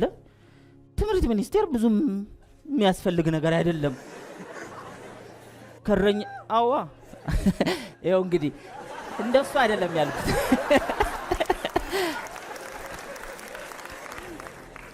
እያልኳችሁ ያለሁት ለአንድ ገበሬ ከዛሬ ገበሬ ነሻሉ ከዛሬ ጀምሮ ኢትዮጵያዊ አይደለህም ስትሉት በእውነት ይልና ይወጣና ምን ይላል?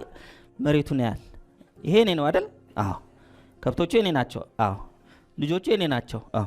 አይደለም። ምንም ከተማ ያለ ሰው ምንም ስለሌለው ሐሳብ ነው የሚሰራረቀው። ነሽ አይደለም ወደፊት ወደ ኋላ ምንም ስለሌለው ማለት ነው። መሬት የለው ከብት የለው አይደለ? የራሱን አያስተዳድርም። ማክሲመም ገበሬ ቢፈልግ ዘይትና ጨው ከተቀናጣ ስኳር፣ ሌላው ራሱ ነው የሚያመርተው። የራሱ ሀገር ነው ገበሬ። ስለዚህ እናንተ ከተማ ያላችሁ ሰዎች ቤታችሁን የራሳችሁ ሀገር አድርጓት። ምንም ቢባል ነገ ተነስቶ ኬንያዊ ነህ ቢባል ይሁና።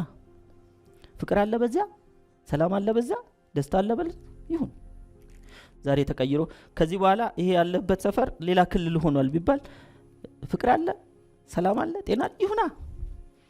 ምንድነው መቀማማት? የለንም፣ ሐሳቡ የለንም፣ ሐሳቡም ተወስዶ። ስለዚህ መጀመሪያ መያዝ ያለብን የራሳችንን መንግስት ነው። የራሳችን መንግስት ማለት አስተሳሰባችን ነው። ያንን ለማድረግ ደግሞ ትልቁ ገደል ብዬ አይደል የጀመርኩላችሁ። ገደሉ ምንድነው? ብዙዎቻችን የተሸከምነው ቂም አለ፣ የተሸከምነው ጥላቻ አለ። መጀመሪያ ቂም ያለብን ከራሳችን ጋር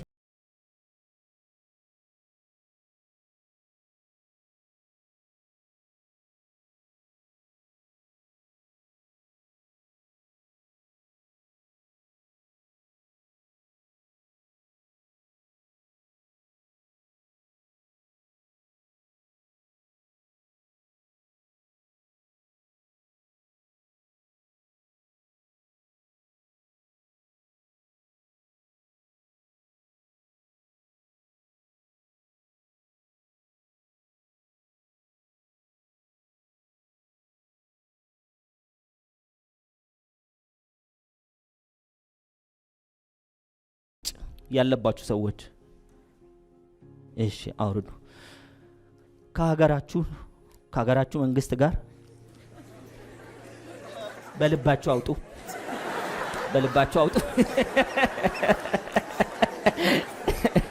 ልታስጨርሽን ነው እንዴ? ኦኬ ሉክ ለምንድን ያነሳሁት መሰላችሁ? የኔ ከምንላቸው ነገሮች ጋር ግጭት አለን። እውነት ሐሳብ የኔ ከምንለው ነገር ጋር የኛ ካልሆነው ነገር ጋር ግጭት የለንም። ፈጣሪ ሊያደርግ የሚችለው የኔ የምትሉትን ነገር መስጠት ብቻ ነው። የኔ የምትሉትን ልትራገሙት ትችላላችሁ፣ ልትጠሉት ትችላላችሁ፣ ልትጋጩት ትችላላችሁ፣ ልትናደዱበት ትችላላችሁ፣ ልትበሳጩ ትችላላችሁ፣ ተስፋ ልትቆርጡ ትችላላችሁ። ፈጣሪ ችሎታው መስጠት ብቻ ነው። የተሰጣችሁን ግን በጥበብ መያዝ የሰውየው ኃላፊነት ነው። በጥበብ ካልያዝ ነው እናጠዋለን። ከዚህ በፊት የነበራችሁ ብዙ በማማረር ብዛት እያላችሁ ከዛ ያጣችሁት አለ አይደል? አንዳንድ ሰው ቤተሰቡን ሲያማርር ቆይቶ በህይወት ያጣቸዋል።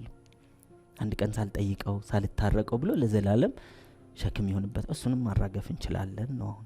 ይሄ የፈቃድ ጉዳይ ነው፣ የምርጫ ጉዳይ ነው። ከፈለጋችሁ መያዝ ትችላላችሁ። ካልሆነ ደግሞ አይ ይሄ ሞኝነት ነው፣ እኔ ሸንቀጥ ብዬ ነው መኖር የምፈልገው፣ ጠንቀቅ ብዬ ነው መኖር የምፈልገው፣ አንድ አይኔን ከድኜ አንዱ ገልጬ ነው መተኛት ይቻላል። ነቄ ሆኖ መተኛት ይቻላል። ስለዚህ አትተኛም ማለት ነው። ስትተኛም እርፍ፣ ስትበላም በደስታ፣ ስትሰራም ግጥም አድርጎ መስራት የምትፈልግ ከሆነ መጀመሪያ መታረቅ ያስፈልጋል። ከማጋ ከራስ ጋር። ስለዚህ አሁን ቁጭ በሉና ምንድነው የምታደርጉ? 2 ደቂቃ ልስጣችሁ። ቅር የተሰኘውባቸው፣ የተበሳጨሁባቸው፣ የተናደድኩባቸው የራስ የቤተሰብ፣ የዘመድ፣ የጓደኛ፣ የሀገር ሁኔታዎችን እንዳለ ጻፉና እነዚህ ቅሬታዎችን ይቅር ብያለሁ። ይሄ ማለት ሸክምን ከራስ ላይ ምን ማድረግ ነው? ይቅር ባለማለታችሁ ዓለም የሚለወጥ ከሆነ ይዛችሁት ቀጥሉ። ቤተሰብ የሚቀየር ከሆነ በእውነት ጠብቁት። እንደውም በማህበር ተደራጁና የእንትን እንባ ጠባቂ ይባላል። እንባ ጠባቂ እኮ መጀመሪያ አስለቅሶ ነው አሉ። ሲያይ ከሳክ አስለቅሶ ነው ከዛም ባህን የሚጠብቀው። አንድ ጓደኛዬ ነው ያለው። እንባ ጠባቂ ውስጥ ከሆናችሁ የግድ እንባ ያስፈልጋል።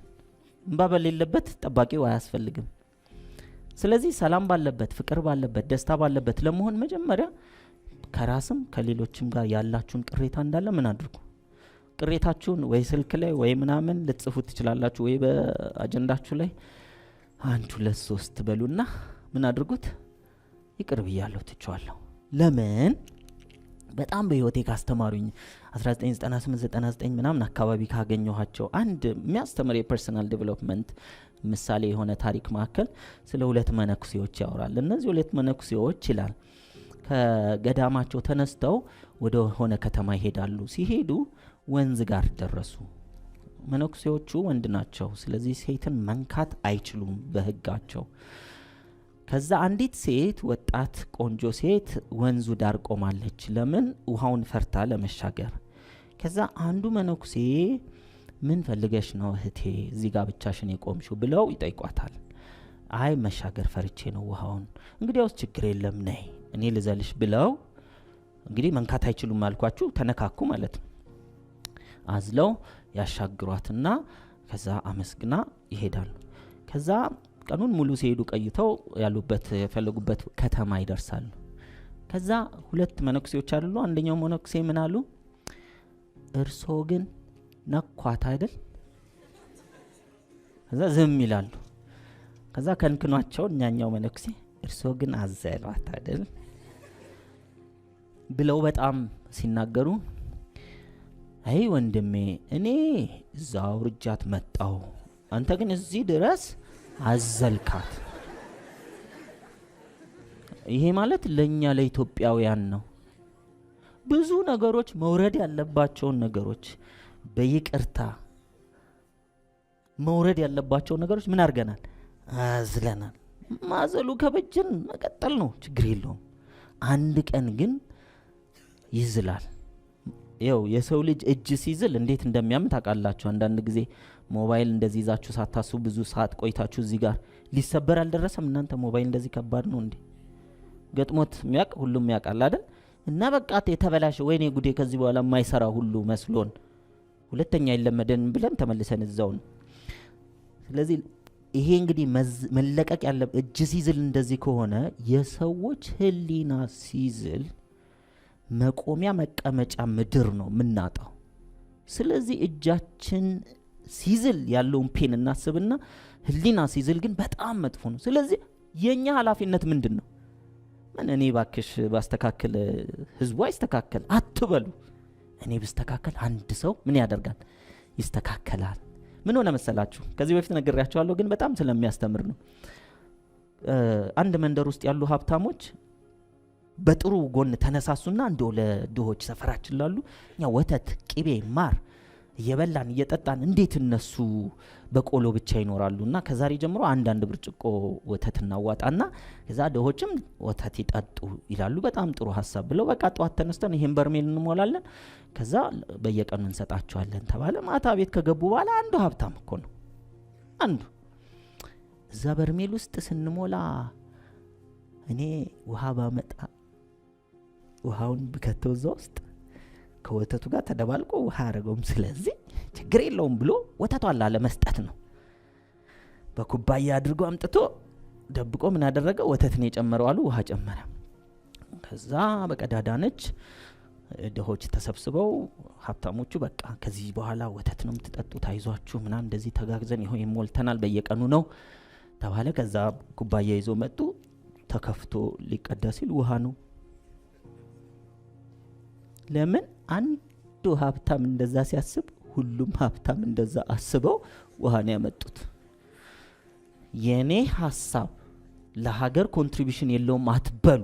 መልካሙም ኮንትሪቢዩት ያደርጋል፣ መጥፎም ኮንትሪቢዩት ያደርጋል። ለመደነቅ አይደለም። ኢትዮጵያውያን እኮ ጠላት ከውጭ መጥቶ ሲወረሩ ሆ ብለው ተነስተው ሲሄዱ እኮ ተጠርተናል ጠላት መጥቷል አሉ ሲሉ አብዛኛው እኮ ጦርነት መሆኑን ራሱ ያወቀው እዛ ደርሶ ምንድነው ቀጥሎ ቻፕተሩ ብለው መዋጋት እኮ ነው። እሺ እና ድንጋይ ሊያዝ ብለው እኮ ነው። አያችሁ፣ የተዘጋጀ ልብ ማለት ነው። ከዛ በፌስቡክ አይታዩ፣ ስማቸው ከመቃብር በላይ ተብሎ አይጻፍ። አንዳንድ ሰው ስሙን ከመቃብር ምንድነው ላለመሞት እንዲህ በጣም መጣ ከመቃብር በላይ አንተ ነፍስ እኮ ከመቃብር በላይ ነች። ሁሉ ጊዜ አትገባ አትቀበር። ስለዚህ እሱን ዋናውን ይዘን ምን ነው ስጋው ከዛ በላይ እንዲሆን ፈለግን። ስለዚህ ስለ ጽሁፍም ስለምንም አይደለም፣ ስለ ታሪክ በቃ ይሄ ነው ውሳኔያችን ብለው ማንም ዓለም እኮ አስበውም። እናንተ ተራ ነገር ነው ዓለም ይመስላችሁ? ድንቅ ታሪኮች መካከል እኮ አንዱ ኢትዮጵያውያን ተሰብስበው ዓለም ተሰብስቦ አፍሪካን ሲቀራመት እናንተን ኢትዮጵያንም እንደሚይዟት እርግጠኛ ሆነን እኛን ነው የምትይዙት ይወጣልና እንደዛ እኮ ነው ያሉት። እንግዲህ ይወጣልን ከዛስ አንድ ላይ ገሌት ምናምን ብድግ ብሎ ሄዱ። ታንክ አስፈላጊ ከሆነ በቢላ እንወጋዋለን። እንደዛ ነው መቼም ይዘው የሄዱት። ስለ መሳሪያው አይደለም። አሁን አንዳንድ ጊዜ ሰዎች ኢትዮጵያና ሌላ ሀገር አድርገው የጦር መሳሪያ የሚደረድሩ አለ። ልቡ ከሌላ ተተኩሰው የሚያስፈልገው ሰው ነው። ያ ደግሞ ምን ክብር ያስፈልጋል። ማንም ጋር አልደርስም፣ በሰላም በፍቅር ነው የምኖረው። መጥቼ አላጠቃም ና ግን እዚህ ጋር ግን ድረስ ትውልድ ያው ታሪክ እኮ ነው። በዛ ከፍታ መኖር ግን የሐሳብ ጉዳይ ነው። መጀመሪያ ውሳኔ ይጠይቃል። አለኝ ምናምን አይደለም። ምንም ባይኖረንስ 120 ሚሊዮን መሞት ክብር እኮ ነው። እናንተ ከባርነት ኢትዮጵያውያን እንደዛ ነው አይደል? ማን ባሪያ ልንሆን በቃ እንሞታለና ነው እኮ ያሉት። ስለዚህ ያንን አድርገው ታሪክ የሰራው ምንድነው? አስተሳሰብ ነው፣ መሳሪያ አይደለም። አንዳንድ ሰው ሪሶርስ ገንዘብ ምናምን የሚመስለው አይደለም። እነሱ ሁሉ የሚመጡት ከምንጭራ ነው፣ ካስተሳሰብ በኋላ። ስለዚህ ፈቃደኛ ናችሁ ወይ ልቅቅ ለማድረግ? ጥላቻ የሚባል በውስጣችሁ እንዳይኖር። ለምን? ሌሎቹ ሀብታሞችም ስለሚያስቡት። ሀብታም ማን ነው? 1 2 3 134 265 1 ሚሊዮን 3 ሚሊዮን 120 ሚሊዮንም ነው። አንቺ የምታስቢውን ሐሳብ እኛም እያሰብነው ነው። we are connected ነን። እቺን ነገር እንኳን ማንንም አላሰባትም የምትሉትን ሐሳብ ጨምሩ። ወንጀሉንም አብዛኞቻችን እድል ብቻ ኦፖርቹኒቲ ያጣን ኃጢያተኞች ነን። እውነት ሐሳብ ማለት ነበር እኮ በቃ ኃጢያት ነው። እድሉን አጣሁ ነው ወይም የፈራውት ነገር አለ የደፈረ ስላደረገው ማለት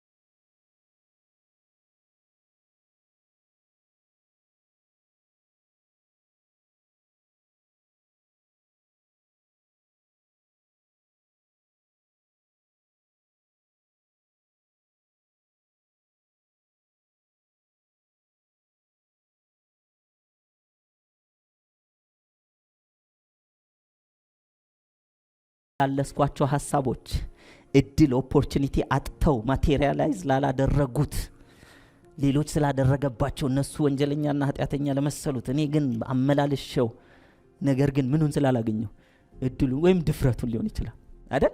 ፈርቼ ሊሆን ይችላል። ስለዚህ ነገ ቀንድ ሳያበቅል በሐሳባችን ውስጥ ያለውን ተንኮል ወይም ክፋት፣ አልረባም ባይነት፣ ህልሜን ማሳካት አልችልም ባይነትን እንደማልችል በምን አውቃለሁ? በነገራችን ላይ አልችልም ሲል ውስጣችሁ እንደማትችል የታባክ ታውቃለህ ብለ አይደል? አይ ከዚህ በፊት ሞክሬ ነበረ። ስንት ጊዜ ሞከርክ? 2 ጊዜ፣ 3ኛ ሞክረህ ግን አልወደቅም። 4 ጊዜ፣ 5ኛ ግን ሞክረህ አልወደቅም። 30 ጊዜ፣ አይ 31ኛ ጊዜ ሞክረህ አልወደቅም። እስከ መቼ ነው የምንሞክረው? እስከማሳካ። ስለዚህ ይቅር በሉት ራሳችሁን። ባይዘው ራሳችሁን ይቅርታ ካላችሁ እፎይ ቅልል። አንዳንድ ይቅርታዎች ካስቸገሯችሁ ሰው በድላችሁ ከሆነ አንድ በበደልኩበት ምናልባት ከእህቴ ገንዘብ ወስጄ ከሆነ እንትን ያልኩት የወሰድኩባት 10,000 ብር ከሆነ ለ100 ሰዎች ለ100 ኢትዮጵያውያን 10,000 ብር መስጠት እስክችል ድረስ እሰራለሁ። ብልጥ ሰው በሚወረወርበት ጡብ ቤቱን ይገነባል። ስለዚህ እሷ ላይ ባደረኩት ኃጢያትና ወንጀል ይቅር አልል ሲለኝ ራሴን ለ100 ኢትዮጵያውያን 10,000 ብር የሰጠው ለት ይቅር ለዋል አለቀ። ያው መስጠት የምትችሉት በመስራት ነው። ምናልባት ሰዎችን ጎድቼ ከሆነ አንድን ሰው ጎድቼው በሽተኛ ሆኖ ከሆነ 100 ሰዎችን ምን ማድረግ ከህመም ወጥተው ጤነኛ እንዲሆኑ ይሄው አካሌን፣ አስተሳሰቤን፣ ጊዜን፣ ገንዘቤን፣ ጉልበቴን ሁሉ እሰጣለሁ። ስለዚህ ሚሽናችሁ ምን ሆነ ማለት ነው? ማገልገል ሆነ አልሆነም? በጎ ነገር የመስራት። ይሄንን በማድረግ ውስጥ እንለወጣለን አንለወጥ? የሀሳብ አይደለም፣ እውነተኛ ፕራክቲካል የሆነ ለውጥ እንለወጣል። ሌላው የመጨረሻው ምስጋና ነው። ለራሳችሁ ይቅርታ ታደርጋላችሁ። ስለዚህ ይቅርታ እናድርግ። መጀመሪያ ከልባችሁ ልባችሁን ንኩት። የሰው ልብ አናነካካም፣ የራሳችንን ከልባችሁ ነው። እሺ ይሄን ልምምድ አድርጉት። ያው ሞኝነት ነው ዛሬ ማስተምራችሁ። የምር ፊል አድርጉና ራሳችሁን የራሳችሁን ስም እያሰባችሁ በልቦናችሁ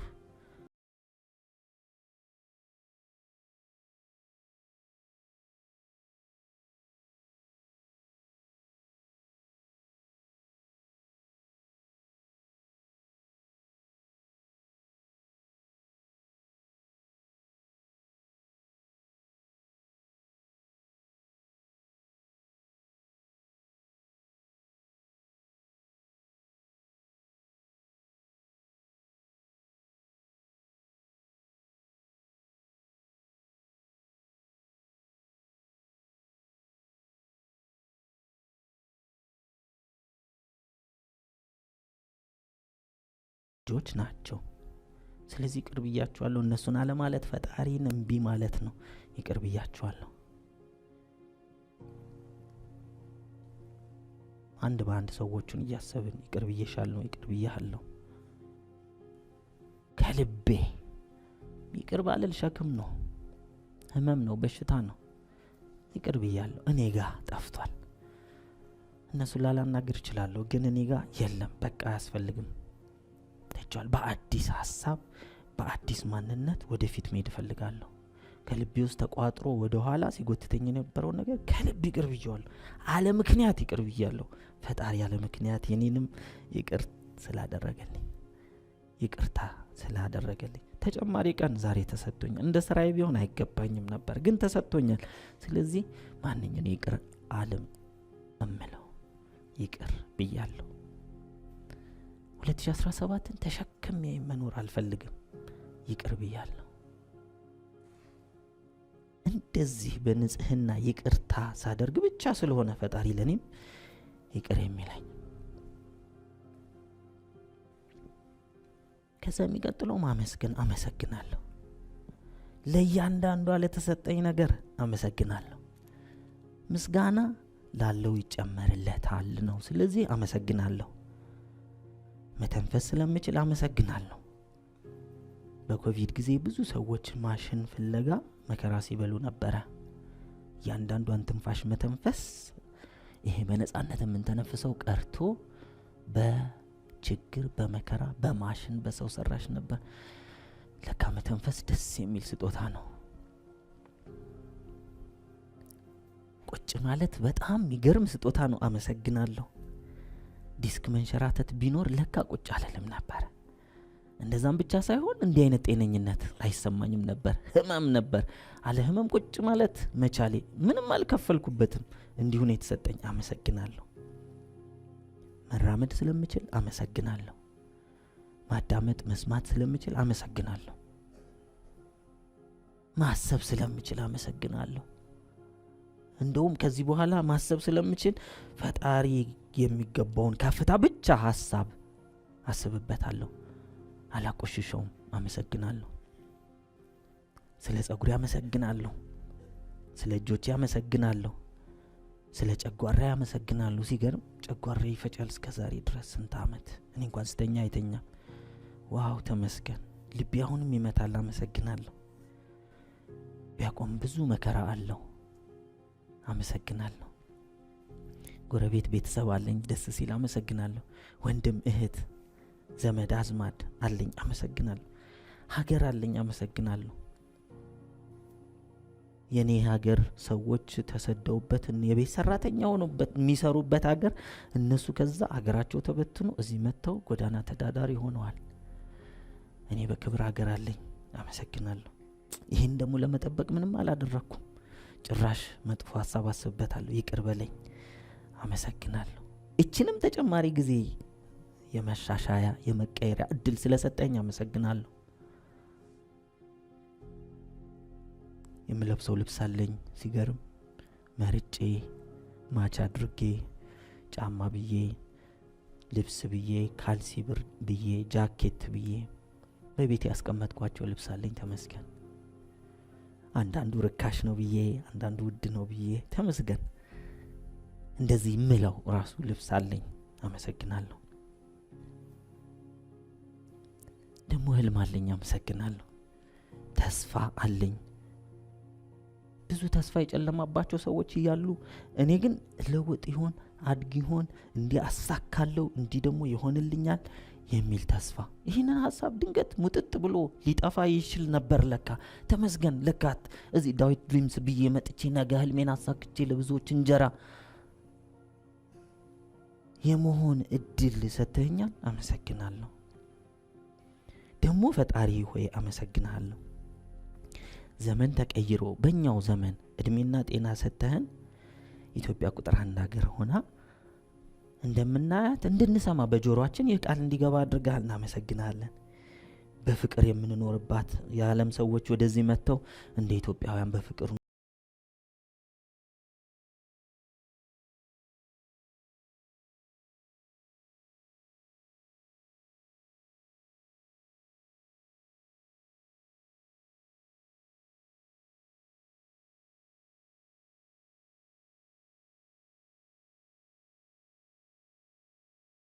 ቀድቅ አመሰግናለሁ።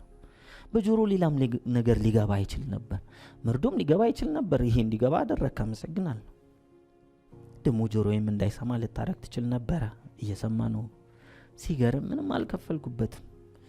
አንዳንድ ጊዜ በብረት ነው የምጎረጉረው ራሱ ጆሮዬን፣ ወይም በስክሪፕቶ ጫፍ ነው።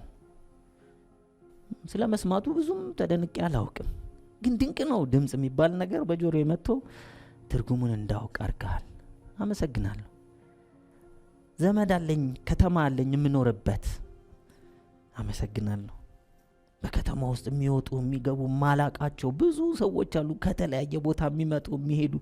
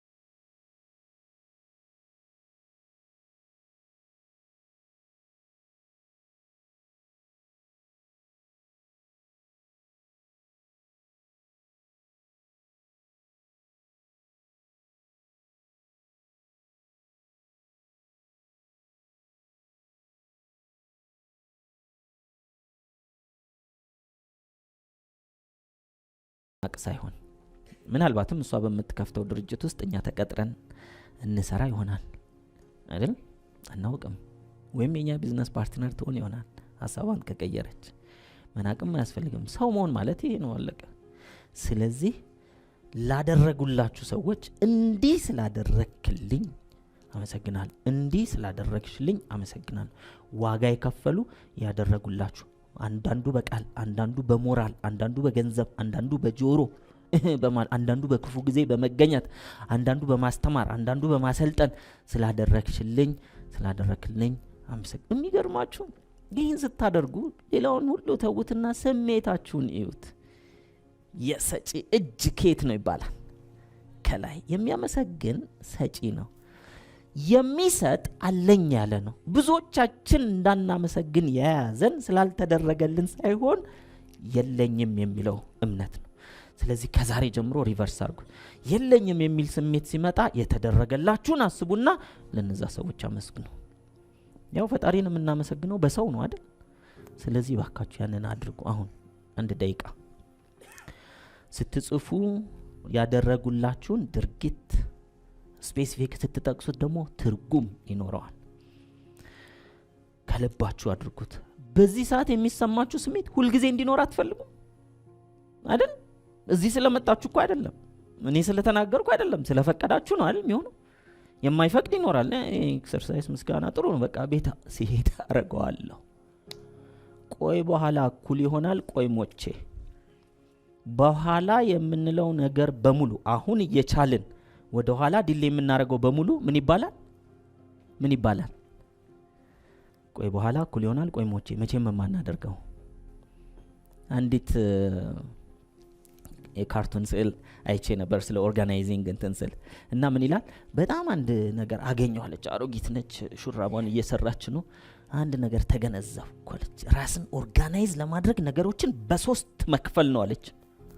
አንደኛ አሁን የማልሰራቸው ነገሮች ዝርዝር፣ ሁለተኛ በኋላ የማልሰራቸው ነገሮች ዝርዝር፣ ሶስተኛ መቼም የማልሰራቸው ነገሮች ዝርዝር። ምን ትሰራለች? ያላት ዝርዝር እንዳለ አሁን የማልሰራው፣ በኋላ የማልሰራው፣ መቼም የማልሰራው። አሁን የማትሰራው እኩል ይሆናል መቼም የማትሰራው። ሰዎች በህይወታቸው ላይ ከባድ ጉዳት፣ የጤና፣ የኢኮኖሚ፣ የሰላም፣ የፍቅር የሚያመጡት ሲጀምሩ አይደለም። ቆይ አሁን የማልሰራው ብለው ዲሌይ በማድረግ ተጠራቅሞ ሸክም ሲሆን ነው አይደል እንዴ? ሰው ዛሬ በወጥ እንጀራ በወጥ ሲበላ ጨው ያለበት ቢበላ ደም ግፊት ዛሬ ይዘዋል? አይዘውም አይደል? እድሜ 10 ውስጥ 20 ውስጥ 30 ውስጥ 40 ውስጥ እያለ በጣም እያበዛ ሲሄድ ተጠራቀሙ ምን ይሆናል? መጨረሻ ላይ ጨው እንዳትበላ ይባላል። ስኳርም እንደዚሁ አንድ ቀን አይገልም ወይም ደግሞ አይታመምም፣ በሂደት ግን ምን እያጠራቀማችሁ ነው ለህይወታችሁ? አሁን ምስጋና ስታደርጉስ ምን አይነት ማጠራቀም ነው? በአንድ ቀን አይደለም፣ ልብ አድርጉ። በቀን አንድ ጊዜ ለምትወዱት ሰው ወይም በሳምንት አንድ ጊዜ በሐሳብ በጸሎት ሰዎች በጸሎት አስበኝ እኮ ይባላል አይደል? ስንቶቻችሁ ናቸው አንደኛ አስበኝ የምትሉ? how often do you say በጸሎት አስበኝ? ከዛስ ከተባላችሁ እንደው ድንገት አንድ ሰው ካላችሁ አስባችሁ የምትሉ ስንቶቻችሁ? አደራ ይዛችሁ ሰው የውላቅ ይችላል፣ ችግር የለም። እናንተና ፈጣሪ ግን ታውቃላችኋል። ባይዘው ወይ በጸሎቴ እኔ እሷን ባስብ ጸሎቴን እየሰጧት ነው አይደል? የሰጪ እጅ ከየት ነው? አለኝ ያለ ነው ምስጋናን ጸሎትን የሚሰጥ። ስለዚህ ማመስገን ምናችሁ ይሁን ሁለተኛ ስማችሁ። ባክሱ ልምድ ነው፣ ዝም ብሎ ነው የሚያመሰግነው እስክትባሉ ድረስ ደስ አይል? ጀመራት ደግሞ እስቲ እንደዛ የምትባሉ አላችሁ? ጀመረ። ኤክሰለንት። ለዚህ ነው ከፊት ያለው ጀመረው። ደግሞ ዝም ብሎ ማመስገን ሰው ይሰለችዋል። እና በማህበር ተደራጅታችሁ ብታሙ ግን ይውልሽን ዛሬ የሆነው ምን መሰለሽ ዴቭ ምን እንደሆነ ታውቂያለሽ? ከጀርባው ይሄን ሁሉ ሰው የሚሰበስበው አታውቂም ማለት። ከዛስ ደግሞ ጠጋ ትላላችኋል። በቃ እንደዚህ ከሆነ ቁም ነገር ነው ማለት ነው። አይ አትንገረኝ፣ እኔ የምፈልገው ሰላም ነው፣ ፍቅር ነው፣ ጤና ነው፣ ደስታ ነው። ሌላው አትንገረኝ፣ መስሜ ጥጥ ነው። 2017ን ተሸክሜ መሄድ አልችልም ብንል 2017ን በይቅርታና በምስጋና ለራስ ነው። ይሄ በህዝብ ተሰባስቦ በቴሌቪዥን የሚታይ አይደለም። እንደዛ ብታደርጉ 2017ን በጣም የቀለለ ህይወት ትኖራላችሁ። ምስጋና ግን ሲቀጥል ትረስት ሚ ላለው ይጨመርለታል። ምስጋና የሚሰጥ የሚያመሰግነው ነገር ይጨመርበታል። እንዲጨመርላችሁ ትፈልጋላችሁ ስጧ ተመስገን እግር አለኝ ተመስገን ወይኔ ምን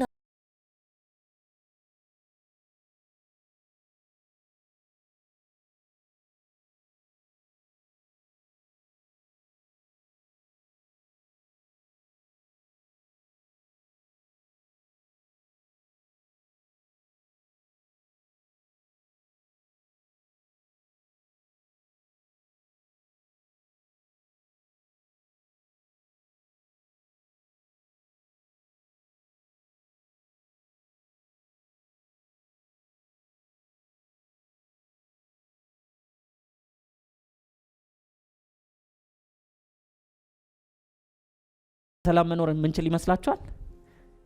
ይቻላል አይቻል? በቃ ስለዚህ ከማን ይጀምር? ከራሳችን እንጀምር። በእርግጠኝነት ውጤት እናመጣበታለን ብዬ አስባለሁ።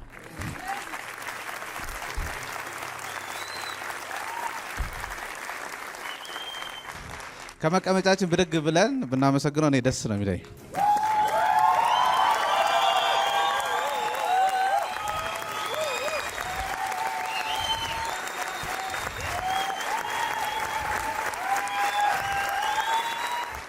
የመጀመሪያው ጥያቄ አይምሮዬ ውስጥ እንዴት ማዘዝ እችላለሁኝ? ፕራክቲካል እንዴት መውሰድ እችላለሁኝ? ሁለተኛ አሰልጣኝ መሆን እንዴት እችላለሁኝ? አሰልጣኝ ለመሆን ጥሩ ሰልጣኝ መሆን ነው። ለማሰልጠን ብሎ አለመማር፣ ለመናገር ብሎ አለማንበብ፣ ለመኖር ብለህ አንብብ። እኔ ማነበው ለማንም ብዬ አይደለም ለራሴ ኑሮዬን ለመፍታት ብዬ ከዛ ይወላችሁ እንዲህ ሳነብ ተፈቷል ብዬ እናገራለሁ። ደስ የሚለው የሚሰሙ አሉ፣ በጣም ደስ የሚለው ግን የማይሰሙም አሉ። ግን አይመለከተኝም የኔ ስራ ለራስ። ስለዚህ ለማንም አታንብቡ። ብዙዎች ካፌና እንትን ላይ ከጓደኞቻችሁ ጋር ጦርነት ማሸነፊያ ነው። እንትን መጽሐፍ ላይ ምን ይላል መሰለሽ? this is that ይላል። ከዛ ምን ይሆናል? በዛ ቴብል ደረጃ ላይ የኔ ኢጎ ከፍ ይላል። ከዛ ቤት ስገባ ግን እንጀራው ያው ነው። ስለዚህ አሰልጣኝ መሆን ከፈለክ ጥሩ ሰልጣኝ ሁን። ለማወቅ ሳይሆን ለመኖር አንብብ፣ ለመኖር ተማር። በቃ ከዛ በኋላ ኑሮ ያሰለጥናል። ከዛ መድረክ ላይ ስትወጣ ኑሮን ስለሆነ ለምሳሌ ብለህ እንትና እንዳለው አትልም፣ እኔ እንደገጠመኝ እያልክ ትናገራለህ ማለት ነው። አንድ እሱ። ሁለተኛው አእምሮን ለማዘዝ ምን ማድረግ ይችላል? አእምሮን ለማዘዝ ሶሻል ሚዲያ እያያችሁ የምትተኙ ቴሌቪዥን ምናምን ሚዲያ የምታዩ ሰዎች ብትወዱም ባትወዱም እዛ ውስጥ ያያችሁትን ነገር በህይወታችሁ ነገር ትሆኑታላችሁ። ስለዚህ ሶሻል ሚዲያ ከመጣ በኋላ አብዛኛው ሰው ራሱን አይደለም የሚኖረው ፕሮግራሚንጉን ነው። ስለዚህ እሱን ለመቀየር ህሊናችንን ለመቀየር ማታ ልትተኛ ስትል ልትሆን ልታደርግ ልታሳካ የምትፈልጋቸውን ነገሮች ልትቀይር የምትፈልጋቸውን ነገሮች እንደሆነ እንደተሳካ እንደተደረገ አድርገህ በሲምፕል ፕሬዘንት ቴንስ ትጽፈውና ደጋግመህ እያነበብከው ተኛ። ለምን ይሄን ባትደግም ምን እንደሚደግም ስለምታውቀው አይደል? የማይገባበት ቦታ የለም ማለት የዓለምን የምናስተዳድር እኛ ነን እኮ የምንሆነው። በቃ ሀሳባችን ይሄዳል ሰብሰብ ባይዘወይ ሰው ህሊናውን ካልተቆጣጠረ ህሊናው ውስጥ የተመዘገበው ፕሮግራሚንግ እሱን ይቆጣጠረዋል። ያ ማለት ዓለም ይቆጣጠረዋል። ህይወታችሁ በእጃችሁ አይደለም ማለት ነው። ስለዚህ እሱን አድርግ ነው። ዴይሊ ኮንሲስተንትሊ ማታ ጻፍና ትራስጌ ጋር አድርግ። እሱን እያነበብክ ተኛ። ይሰለቻል? አዎ። የሚሰለች ህይወት ከመኖር የሚሰለች 5 ደቂቃ እስኪተኙ ድረስ እንደዚህ አድርጎ የሚያምር ህይወትን መኖር ስለሚያስፈልግ ማለት ነው። እግዚአብሔር ይስጥልኝ፣ ክበርልኝ። የምንሄድባቸው ፕሮሰሶች የምር ልክ ይሁኑ አይሁኑ ትክክለኛ እንደሆኑ ማቅበት ምን አይነት መንገድ አለ? እሱም ባቅ በጣም ደስ ይለኛል ብዙ ጊዜ ማለት ነው። ጥሩ ሁለት ነገር ነው አሁን ከጠየቀችው አኳያ ያለው። አንደኛው የእምነት ጉዳይ ነው። እየሰራችሁ ውስጣችሁ የእምነት ጥንካሬ ከሌለ ምን ይሆናል? ልክ አይደለም እንደ የምትለው ዳዊት ከስራው የመጣ ይመስለናል እንጂ ከውስጥ ያለ ነው እንደ ቱግ እንዳለው እንትን። ስለዚህ ወይ ሞት ያላችሁት ነገር ካለ ታሸንፋላችሁ። ብዙ ሰው ችግሩ ምንድነው? ሞክሬ ካልሆነ ደሞ ሌላ ሞክራለሁ። እንደዚህ ከሆነ አትሞክሩት። ወይ ሞት የምትሉትን ነገር ያዙ፣ ወይ ሞት የምትሉትን አንድ። ስለዚህ ይሄ ዋናው የእምነት ነው። ከዛ በኋላ ግን የሆነ ነገር እየሰራው ስህተት ይሆን ብላችሁ ካላችሁ ትልቁ ስህተት አለመስራት ነው። ወንጀል ነው ኃጢአት ነው የሚለውን ቼክ አድርጉ። ካልሆነ ስሩት። መውደቅ አይደለም ልምድ ነው የምታገኙት። በመስራት ምን ይገኛል? ልምድ። ቁጭ በማለትስ ቦርጭ አይገኝም። ቁጭ በማለት ቦርጭ ይገኛል። ስለዚህ ተነስቶ በመስራት በጭራሽ ልትሳሳቻች ምን ስለሚገኝ ልምድ ስለሚገኝ ማለት ነው። ነገር ግን ተነስተን ስንሰራ የምሰራበት ዘዴ የምከተለው ሲስተም፣ ስርዓት፣ ቴክኒክ፣ ሜቶድ ምናምን ኢፌክቲቭ ኢፊሽንት ከጊዜው ጋር የማይሄድ ወይም የተሳሳተ ሊሆን ይችላል። እሱ ነው እንግዲህ መማር የሚያስፈልግ። የሰው ልጅ መማር ሲያቆም መሞት ነው የሚጀምረው። ስለዚህ በምትሰሪው ነገር ዛሬ ለመማር ቤስት አሁን ለምሳሌ ስራ ስትሰሪ የሚገጥምሽ ነገር አለ አይደል? ችግሮች። ሴልስ ከሆነ ሴልስ እየጨመረ አይደለም አይደል? ገቢ ከሆነ ገቢ እየጨመረ አይደለም። ደስታ ከሆነ ደስታ እየጨመረ ወር ደግሞ ደስተኛ አይደለም። ስለዚህ ፕሮዳክቲቭ ለመሆን የምትሰሪው ስራ ላይ ዛሬ እኮ በጣም የሚገርም ነው። ቻት ጂፒቲ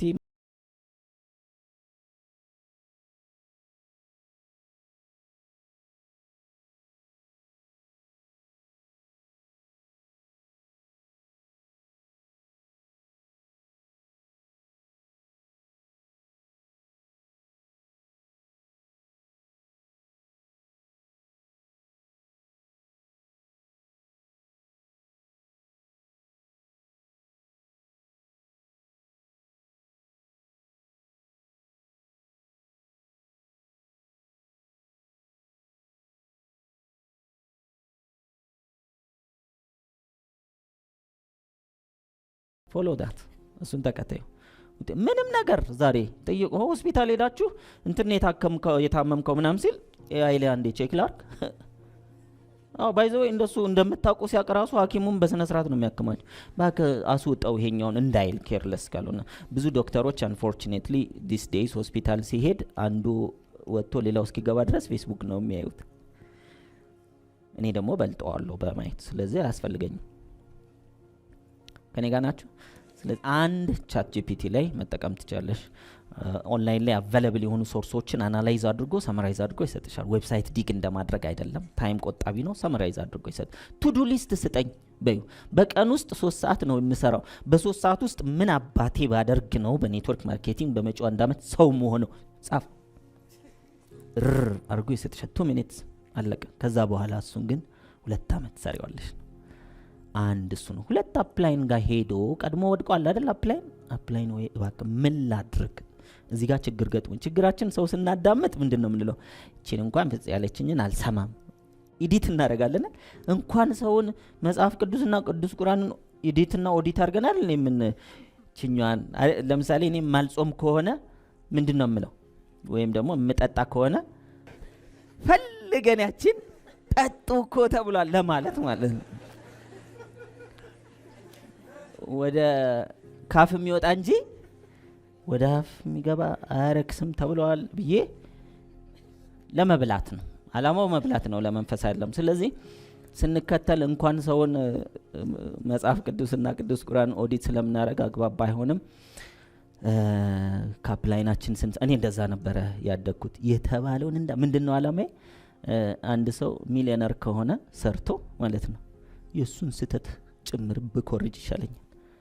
የተሳሳተ ሚሊዮነር ብሆን ይሻለኛል ትክክል ድሃ ከመሆን። እኔ ባይዞ ድሃ ስል ስለምፈራ ነው። ዛሬም ይኸው ቤት አብረን ነበርና ግጥም አድርጌ ነው የምሰራው ሌት ተቀን ማለት ነው። እንዲደርስብኝ አልፈልግም። ዙሩን ማክረር አለብኝ። ከዛ እኔ ላይ እንደማይደርስ አረጋግጥ፣ ልጆቼ ላይ እንደማይደርስ። ከዛ ዙሩን የልጅ 7 ዘር ከሰራው ወንድና እስቲ ከዛ በኋላ ደስ አይልም?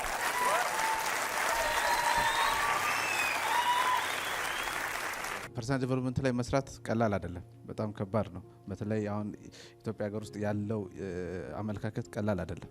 ግን ያን ሁሉ ቻሌንጅ ተጋፍጦ ያን ሁሉ ችግር ተጋፍጦ ብዙ ሚሊዮን ሰዎችን ከ2-3 ሚሊዮን በላይ ፊት ለፊት ሰጥቷል። ከብዙ ሺህ ሰዎችን ደግሞ የአንድ ቀን ፓራዳይም ሽፍት እየሰጠ አሁን ደግሞ 38ኛ ባች ደርሷል። ስለዚህ በጣም ሰዎችን አእምሯቸውን በመቀየር እንዴት አድርገው ህይወታቸውን ይቀይራሉ በሚል እያሰለጠነን ያለ ድንቅ የአንደኛ ክፍለ ዘመን ጀግና ነው። ማመስገን አለብን አይደለ? ይገባዋል። ስለዚህ ዳዊት ድሪምስን እባካችሁ ሞቅ ባለ ጭብጨባ ወደ መድረክ ጋብዙልን።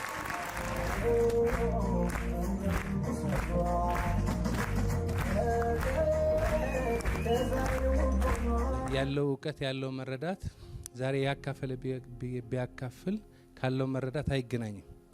በጣም ሰፊ ነው። የተረዳበት ደረጃ የተማረበት ደረጃ ሌላ ነው እና ከዚህ ከታች ነው እንደዚህ ነካ የሚያደርገውና ላለው መረዳት ላለው ማስተዋል ላለው ፍቅር አንዴ ባካችን አመስግነው። ስለዚህ እኔ ድንቅ ነኝ በራሱ መንገድ ያስብለናል። እኔ ሰላም ነኝ፣ እኔ ፍቅር ነኝ፣ የሰራኝ ፍቅር ነው፣ እኔ ጀግና ነኝ፣ እኔ ድንቅ ነኝ፣ እኔ የማላውቀውም የማውቀውም ችሎታዎች አሉኝ፣ እኔ እድለኛ ነኝ፣ እኔ ሰጪ ነኝ፣ እኔ አገልጋይ ነኝ፣ እኔ ድንቅ ኢትዮጵያዊ ነኝ፣ እኔ ድንቅ የሰው ልጅ ነኝ፣ እኔ ደስተኛ ነኝ፣ እኔ ጤና ነኝ፣ እኔ ባለራዕይ ነኝ። አመሰግናለሁ። ራሳችንና ቤተሰባችን ብቻ ሳይሆን ኢትዮጵያና አፍሪካን ቀይር። 1 ብርም ከ$1 እኩል እናድርግ። የ21 ቀን ፓራዳይም ሽፍት ስልጠናን አሁኑን ይመዝገቡ።